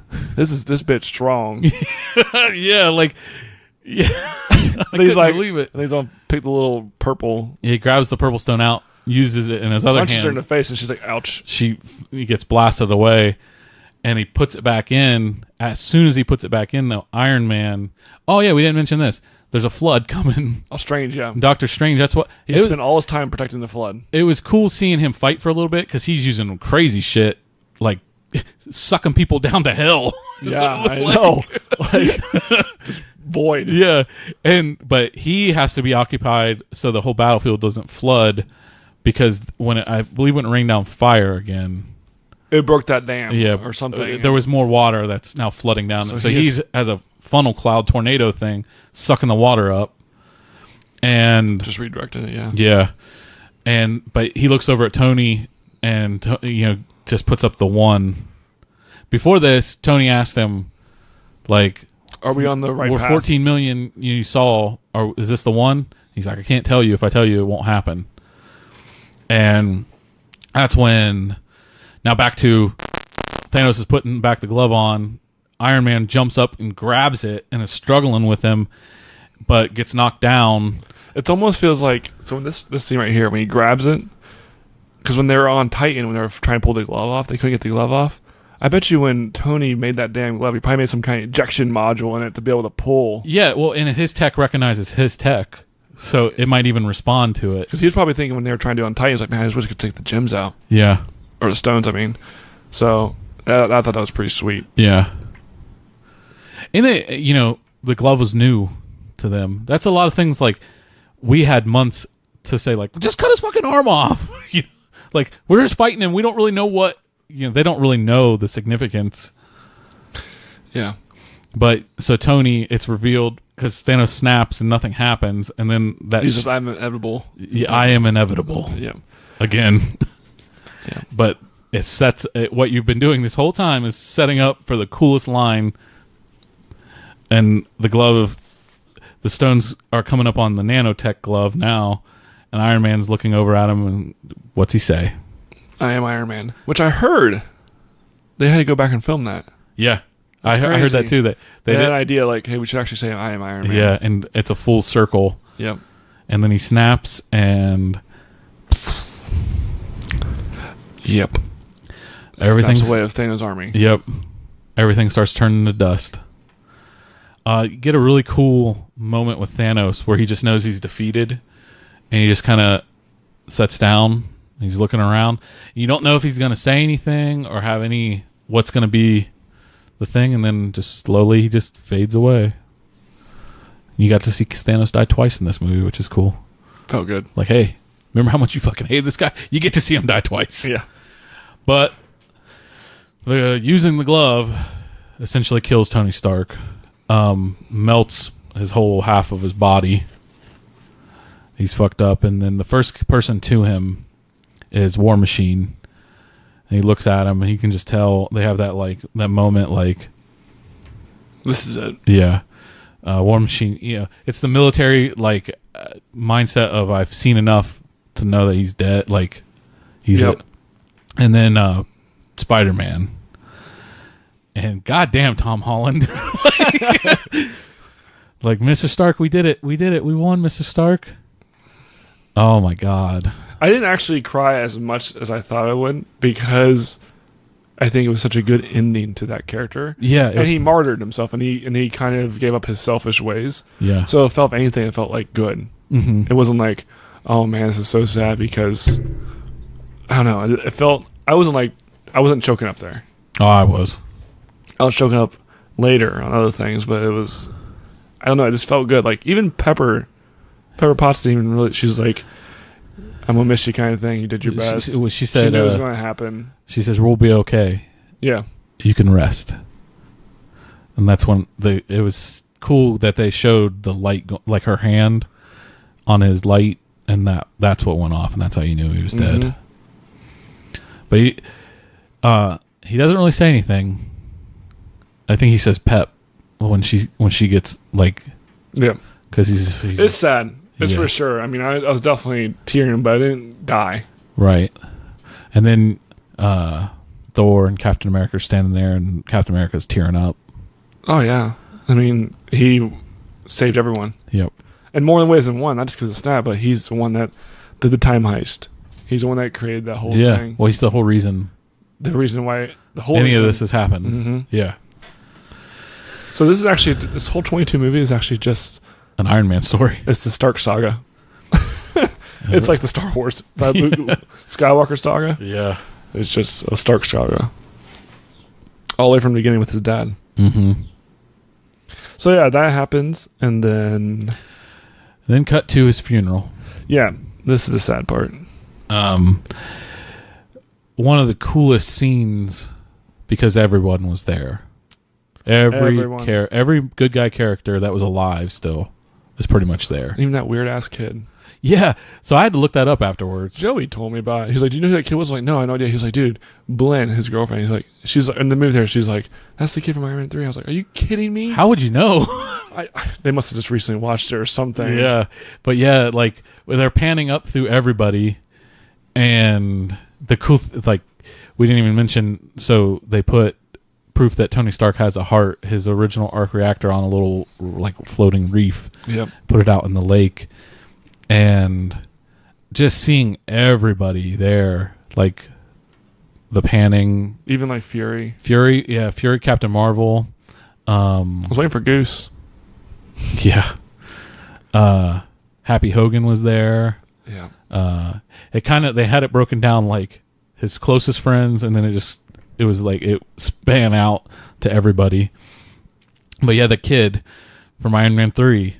And when I watched it the first time, I was like, who the hell's the kid? Like, they focused a lot of camera on that too. They sat there and panned on it for a bit. And didn't they don't explain any of it, and there's no line like, hey kid, hey kid from Iron Man 3. That you were replaced by Peter Parker. Yeah.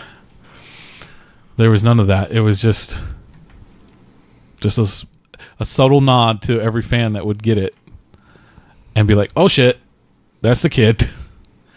We didn't even say, so before they walked out and put the reef in the lake, you kind of get to see everyone reuniting. Like, you get to see Wakanda reuniting, but it's narrated by Tony Stark because they're playing a video he recorded. That's right, yep. You see Spider-Man and his friends. Yeah. Which were apparently also snapped. Yep. They were. Or they'd be way older than him. It's confirmed that there were, or they wouldn't be. You're exactly right. But it would be like so weird to go back to life. You didn't know you were gone. So it'd be confusing. You'd be like, what has happened? I was just here the other day and now you're saying it's 5 years? Yeah. We'll talk about that at the end. The ramifications of all that. But Ant-Man and Wasp and his daughter, the Black Panther, his mom and his sister. But Wakanda being back. Mm-hmm. He ends it with saying, and he looks over and says, "I love you 3000," which is wraps that up. Cut to Happy Hogan and the daughter on the porch. And I don't want to talk about it. That's the part that killed me the most. Yeah. It said, "You hungry? I want cheeseburgers." And then he says, "Your dad loved cheeseburgers. I'll get you all the cheeseburgers you want." And that's how you would talk to a kid too, which is awesome, you know? What's really cool about that scene though is that, remember in the first Iron Man? Oh yeah, I know. Yeah. The significance of he wanted a cheeseburger. That's good. Yep. And then we jump to Thor. Mm-hmm. And Thor and Valkyrie are standing over New Asgard and just talking. And this is the coolest part about Thor's story is he kind of finds, from movie 1 of Thor to now, he has changed so much. Oh yeah, he was super serious and he was trying to be somebody he wasn't. Yeah. And his mom tells him. Because his dad wanted to be that character. Yeah. Odin wanted to be the king of Asgard. And he was just so act like a king. All the pressure in the world on him to be the king. Don't make a mistake. And he finally just says, "Well, I'm going to be the man I am. And I'm going to make mistakes." Yeah. And you're going to be the new queen of New Asgard. So Valkyrie's now in charge of New Asgard. I like how she's like, "I'm going to make a lot of changes." He's like, "I know." I hope so. Yeah, I hope so. But then it's revealed that he's joining the Guardians of the Galaxy. Asgardians. Yeah, which is so cool. They were like, "Hey, Thor Ragnarok and Guardians movies are about the same. Let's just make those together." And they did amazing. Yeah, that scene when... So then it's also... So Gamora is missing. I know. So did she get snapped away? That's my question. I don't think so. Because we've had this discussion within our group of friends too, and there's like... When Iron Man snapped, did he snap to say, "Hey, Thanos and his army"? Thanos is his followers. But was Gamora a Thanos follower when he did it? I don't think she was, because she wanted to kill Thanos. But does the Stones know that? Does Iron Man know that? I don't think Iron Man would know. There wasn't, maybe he saw her, I don't know.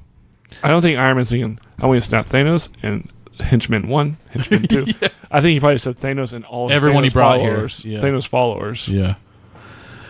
So I don't know what happened to Gamora though. That's my biggest question. In the end, they don't. Well, no, they can leave it open because open. The movie, the Guardians of the Galaxy 3, will be the search for Gamora. Yeah, or something to do. Maybe it's going to be revealed that Gamora is dead, and they're going to have to get Adam Warlock to get the original Gamora back.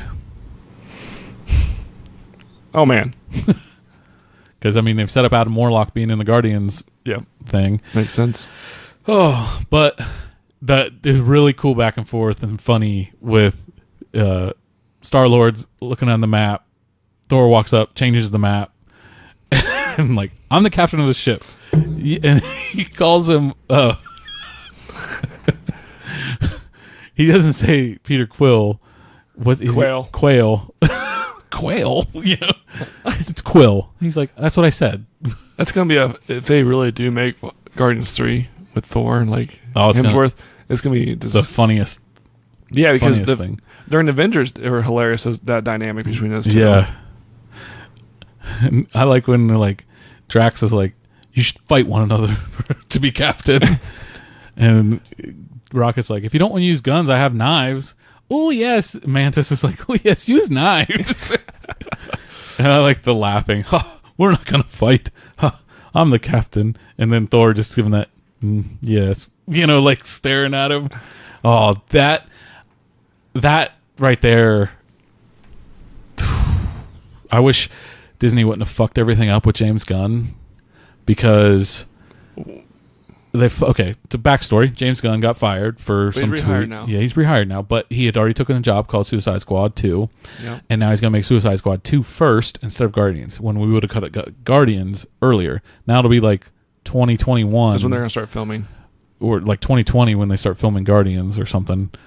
That's fine, man. No, that's not fine. I'd rather have Guardians of the Galaxy 3 right now than Suicide Squad 2. You're probably right, but I'm definitely right. I'm excited for Gunn to make a DC movie. Yo, no, that's fine, but I really want more Thor with Star-Lord interaction. Fair. We'll get it. Yeah.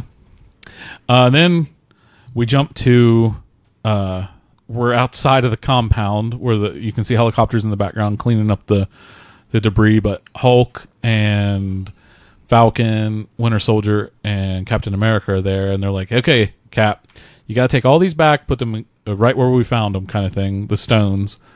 Before you talk about that, Hulk told Barton that when he snapped, he tried to bring Natasha back. So that I've confirmed that if you die to this whole thing, you can't be snapped back. Yeah. He said he tried. And they also, at the funeral, had Barton and Wanda have a moment.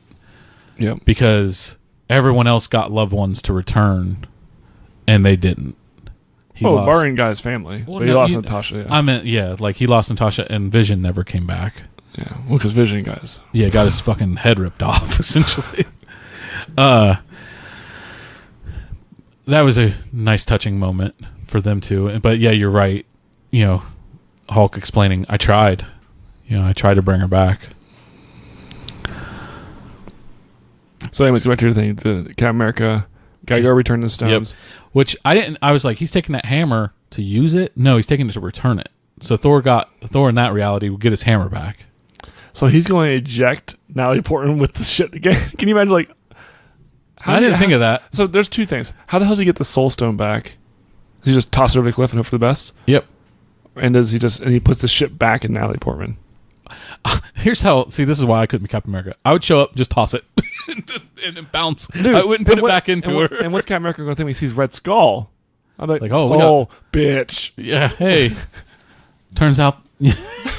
What you been up to, asshole? Joey mentioned, I was like, do you think, like, he just, like, stabbed Natalie Portman, like, Jane Foster in the ass again with the hey, you're healed, or here's some more. Yeah. Or no, we took it out of you, but now we're going to put it back in you. Have fun. Yeah, something. And then what, did Men in Black her memory? Maybe. Hemsworth is in Men in Black, and Valkyrie. That's true. Thor and Valkyrie are Men in Black now. Oh, man, that crossover. Yeah. Yeah, I mean... Those ones are the biggest questions that you'd be like, because the other ones you can just put back. Well, yeah, you can say, here, Ancient One, here's your time, or I don't know how that works. Ancient One would be easy. Well, because as soon as Hulk disappeared, she's back. Captain America shows up and says, here it is. Yeah, like he fades, he walks away, and he comes out in another room. The other ones with he could just hand the thing back to the SHIELD agent. Like, here, actually, here you take it. Or just set it down and walk away. Something. Mm-hmm. But when they try to bring him back. The weird back, answer is 2 space stones now in that reality. No, he went back to 1970. Oh, yeah, okay, you're right, yep. And put it back. So he had a lot of work to do. That's a movie in itself, Return and everything. Yep. But Hulk tries to bring him back. So, before Captain America goes, though, so I didn't pick up on this the first time I saw it, or the second time. It was in the third and fourth time. Bucky knows what he's going to do. Yep. When he talks to him, he knows he's not coming back. He knows Captain America's going to go live that life. Because they have that moment, and then his reactions when Captain America doesn't come back, he doesn't freak out. He just, he gets tears in his eyes a little, and that's when he tells Sam, like, hey, look at this over here. And that's when Old Man Rogers was sitting there. They did an amazing job. Oh, yeah. So, my biggest criticism of movies that have a young person playing old person is the voice. A lot of times, you can't make the voice sound young or it's hard older. To age your vocals. Mm-hmm. They did in this movie, though. They added that softness. He didn't have the strength in his voice that he would normally have. Do you think it was acting, or do you think it was digitally enhanced? Probably a mix of both. His movements were nice. Yeah, that was good acting there. He didn't move fat. Like, old people don't move the same as younger people. No. But that was a very touching moment when he gives Sam the shield. I'm just confused on how the whole time part of that works, though. Yeah, don't think about that one. That one really confuses me, and I've actually even like looked at the Russo brothers came out and said, "Oh, they did? What did they say?" Oh, see, I didn't like what they said, so I did what your wife did. You changed it? Yeah, I changed it in my head. They said that he actually jumped to this timeline. Mm-hmm. See, that would make more sense if you're going to be consistent. But then how did he not get to the jump point? Did he make a new jump point? Yeah, he made a new jump point to this. And just had to be there? He knew that when he jumped originally, like, hey, when I get to 70 or something, let's jump to this reality. Yeah. So apparently he's figured out that tech, I guess, or he just remembers knew, it. He knew the guy. He gets time. I feel like he had to jump, because when he goes back and doesn't return, he creates a whole new reality. Yeah. So that's why I was like, wait a minute, hold on. After the end, I was like, they just went super inconsistent on their whole thing they set up with this whole time heist. Yeah. But if Russo brothers said that he jumped into this reality. Yeah. Okay. I think that's what they said. It has to be. But don't let a fucking science ruin a good movie moment. I'm not. I didn't. Because that was like... This is after the movie's over and I'm taking it all in. Yeah. This... In the seat, I was watching it. I was not like, bullshit. Yeah. I was like, oh my God, these onions need to be stopped cutting right now. Yeah. He's cutting these onions in here. What'd you think when he gave Falcon the shield and then Falcon said, it feels like it belongs to someone else? I thought for sure he was going to toss it to Winter Soldier. Yeah. Me too. But then it was almost like they tease it because he says that, and then Captain America says, it doesn't. You know, isn't there a Black Captain America?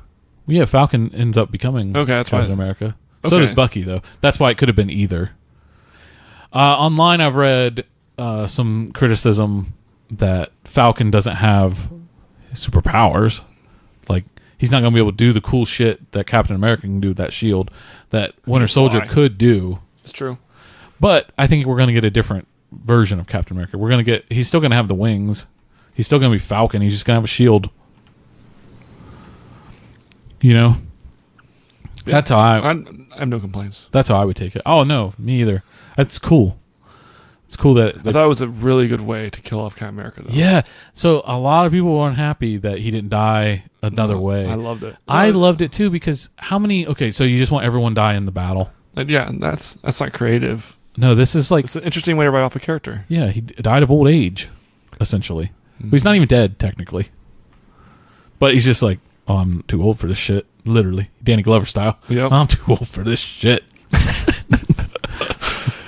And then you see the last scene, which is like the big tearjerker. Yeah. He finally... Got his dance. Yeah. Ah. Yeah. How, like... Such a good happy ending. Yeah, that's not, like... He ended up just living a quiet life as a husband that he wanted. You know, they really hammer home how much he loves her in the movies, and a lot of times you don't pay attention too much to it because, well, you know it can't like happen, so you're just like, but no, they found out a way. Isn't it crazy to think there's no way they knew when they wrote the first Captain America like how the shit was gonna end? Yeah, that's too far ahead. And it was like before they were bought by Disney and all kinds of stuff hadn't happened You're yet. right. Well, that's the end. Yeah. Well, okay. What'd you think of not having a end credit scene? Pissed me off. I sat there. Okay, hold on. The credits itself, I loved so much. The signatures? Oh my God, dude. That was so good. Just having them silhouetted, like... Yeah. Bruce Banner's was the most badass. How he was, like, hunched over, looking over his shoulder with like, their poses. Yeah. It was probably my favorite end credits like that I've ever seen in a while. It's a complete ripoff of Star Trek. I know. But that's good, because that was their... But Star Trek sucks, so... Well, no, it was because it was the final motion picture of the Star Trek original cast. So they all did the same, like, signature thing. So it's an awesome way of, like, stamping All right. My character work, I put an end to that story. Here's my signature kind of thing. I was completely fine with no end credit scene, no teaser. The story's over. I know it's not, but there's an ending. There's a definitive ending. Like there's nothing to tease. Yeah, I don't care. What'd you think of the noise? Have you analyzed the noise at the end? What noise? Is it Tony Stark hammering metal? Oh, yeah. Or I've heard so many different rumors on what it is. I just think it's a noise. I think don't read too much into it. Yeah, it could be. It could be him hammering metal. It could be. I don't know. What else could it be? People says Wolverine's claws, but that's not how they sound when they come out. Yeah, and oh my god, Wolverine is not a thing yet. Don't try to make it a thing. I've been trying to make that thing a thing since the first Avenger Captain America story. Yeah. So we're almost 3 hours into this. What's the longest podcast you've ever done? The longest I've done is over 4. Well, let's just do our final thoughts on some characters. The original Avengers. Let's start with Black Widow. What do you want me to think? I'll start. Okay. Her character growth from Iron Man 2 to now is it's amazing. I never thought that they would make me care so much for Black Widow. So when Black Widow was originally cast with Scarlett Johansson, I thought, sweet, a hot ass, like she's hot. That's how I took it as like. Now I don't even see her as hot. No, you actually see her as like Black Widow. Yeah, that's Black Widow, man. She ain't hot; she'll kill you. Also, kudos to her for hanging in a superhero fight with no superpowers. I know, like not even like a hesitation. There was some criticism online about how she died. That she didn't get like the grand. I thought she got a grand death. She martyred. She sacrificed herself. Well, like she did whatever it takes. Well, they couldn't have done it without her. Yeah. So I think her character in the beginning too, from Iron Man 2, plus she was such a I'm gonna get shit done, beat things up, and ask kind of one-dimensional, assassin-ish. Yeah. And then she turned into this like I actually give a damn about my family and my team. Yeah. I love them. Like she transformed a lot. Yeah. I mean, all the characters transformed. We're gonna talk about all the characters right now, but what about Hulk? I think Hulk's character. He had a great arc too. I wish he had his own movie besides the first one, but yeah, they can't do it. He went from a scientist that wanted to kill himself, like he tried to kill himself, and the Hulk wouldn't let him. Couldn't control the Hulk. When he became the Hulk, he had to like be tricked to calm down. Yeah. Oh yeah. Then he became Sun's getting Hulk. real low, buddy. Yeah. They had to sing him a lullaby. Yep. That's funny. Then he became permanent Hulk, and then he couldn't become Hulk. And then he figured out how to make the Hulk actually I think it's a good arc when you think of that. Yeah, it really is. What's your favorite version of Hulk? I probably like the one where he can't control it. Just rage. Rage, yeah. And he gets stronger the more beat up he gets and the more mad he gets. He just gets stronger and stronger. I love that Hulk. Yeah. I bet the new Hulk still gets that way. If you keep pissing off Bruce Banner, he'll keep getting stronger, but I don't know. He didn't look as tall. No. So maybe it's a mix. Like there's a cap now on his strength. He can't get angry. Well, he can get angry, but he can't it doesn't grow. It's not cumulative infinitely because the original Hulk is like he's infinitely gets stronger, which is ridiculous. But yeah. Thor, probably the best arc. He went from a character I didn't care to might be my favorite. I always cared about Thor. I know. I love Thor. But no, he went, like we just talked about earlier, he went from a character that was, I'm just going to beat shit up, and I want to beat stuff up, but I got to make my dad proud. My dad's always disappointed in me because he wants me to be king. I don't want to be king, but I should be king because it's my destiny. I'm rightful heir to it. Doesn't want it. Then he turns into His is a really relatable story to like a lot of people. Parental expectations, society expectations, to versus what you really are. Yep. That's probably why a lot of people like him now. I feel it. Yeah. Hawkeye didn't have much of an arc. I mean, shit, he was a badass I think they shooter. humanized him a lot. They humanized him. Yeah, that's pretty much it. They put the family element to The him. family element made it different. Because we saw him in Thor. That's when we first saw him. Yep. And then he was kind of a bad guy in Avengers for he got most of the mind-controlled. movie. Yeah. And in Avengers 2, that's when you started to realize he had a heart saving like the twins. Mm-hmm. And then he just became a family man. And then he became a badass Ronin. But he didn't have the big of an arc as everyone else did, in my opinion. You want more Hawkeye? Dude, Hawkeye is like Clint Barton's one of the coolest. I like him a lot as a character. Yeah. Captain America. I know we've talked a lot Goody about tissues, super awesome soldier. He changed into where like he modernized once he found out like S.H.I.E.L.D. couldn't be trusted. He realized that no one can be trusted. Well, he also realized everything wasn't so black and white No. and cut and dry. There's a lot of gray. Mm-hmm. Yeah, because I know, like Meg. I'm gonna speak for Megan. She hated Captain America in the first couple appearances. She just said he's boring, he's bland, and I loved him from day one, obviously. But I get like where people were like, oh, "Yeah, Captain America." That's how he was in the beginning, though. Like, Yeah, no, that's why he grew. Like he turned into, like, oh, okay, yeah, he's gonna. Nomad or whatever it is. Oh yeah, I'm glad they didn't do that. Yeah, we all thought he was going to be that way. Yeah, they just They hinted at it. They did it without saying like, yeah, he calls himself Nomad now. Yeah, no, he pretty much was though for a second. And Iron Man. Yeah, the best arc of all of them. Yep. Tony started off as a warmongering entrepreneur Yeah. to a Jesus has a heart. He essentially family. sacrificed his life for the world. He became more than himself. Mm-hmm. It was big. Yeah, he probably had the best arc. That's why I said the whole movie is the Stark saga. Mm-hmm.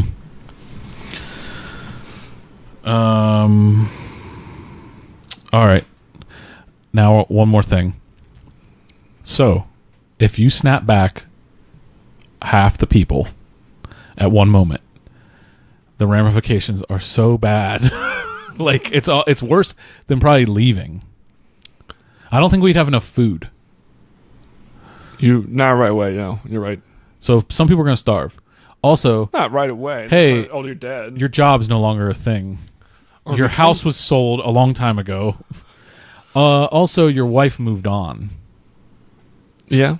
There's gonna be a lot of Some people are going to be wishing they were dead still. There's gonna be a lot of ramifications for sure. Well, they're gonna be confused. They're gonna be, wait, I was dead. Yeah, on top of like explain this to everyone. Yeah, you're right. And then like, my little brother didn't get snapped. Now he's my big brother because He's older than me. he's 3 years older than me now.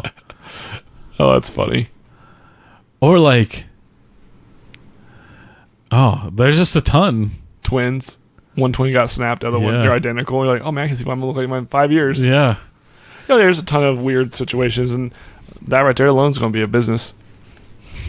Just helping people. Yeah, you got fucked up by a snap. We're here to help. Oh, But you're right though. I think the economy will eventually it would fix itself. Everything would fix itself. it would find balance like all great things or whatever. Perfect balance. Yeah. As everything should be. Yeah. So does Iron Man become the most famous thing? Yeah. Thanos everyone knew who Thanos was. Like Infamous. that was interesting hearing when people were just talking, like regular people. When Captain America was talking in that support group, he's like, "Yeah, when Thanos should have just killed us all if we're not going to move on." It's weird. That'd be weird to talk about. Like, yeah, there's this alien called Thanos that just killed half of us. Yeah. The universe. Yeah. You mentioned the planets that were affected by this, then suddenly they got their shit back. Like, oh, that's weird. Wonder why that happened. Yeah. They have no idea No. why it happened. Yeah. That's weird. There's Bill from. And every other planet, like, Yeah, that's what I'm saying. also the weight. Could Earth handle that much weight just coming back? I think so. Oh, okay, good. Obviously, we're concerned. The time travel doesn't concern me. It's that. Yeah. Well, you got any final thoughts? No, just super good. And thanks for inviting me. Oh, thanks for coming. This has been an SGT one-shot Avengers Endgame. I'm Tyler the Collector. I'm Jonathan. And as always, this has always been Some Guys Talking.